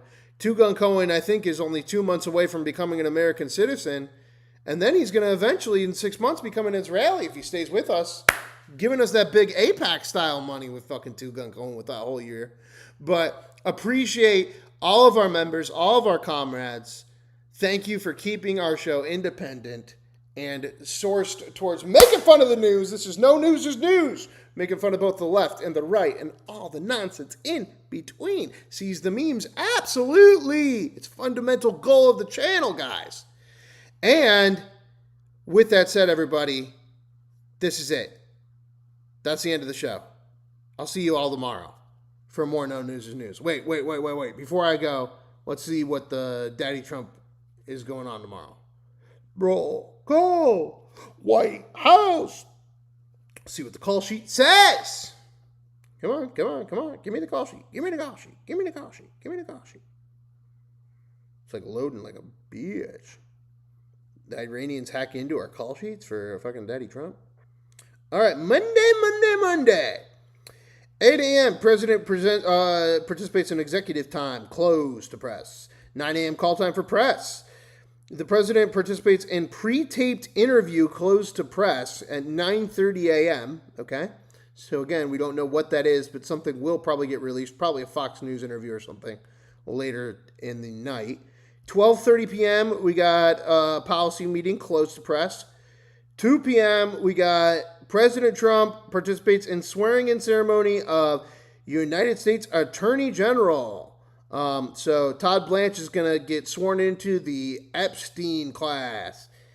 Howard Lutnick's probably going to be there too. They're going to celebrate. They're going to drink fucking QAnon drinks or some fucking, I don't even know, lizard brains or blood or orange goo or something.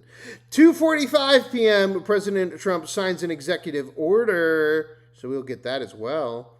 And then at 6:30, President participates in a tele-rally in South Carolina for Darlene Graham.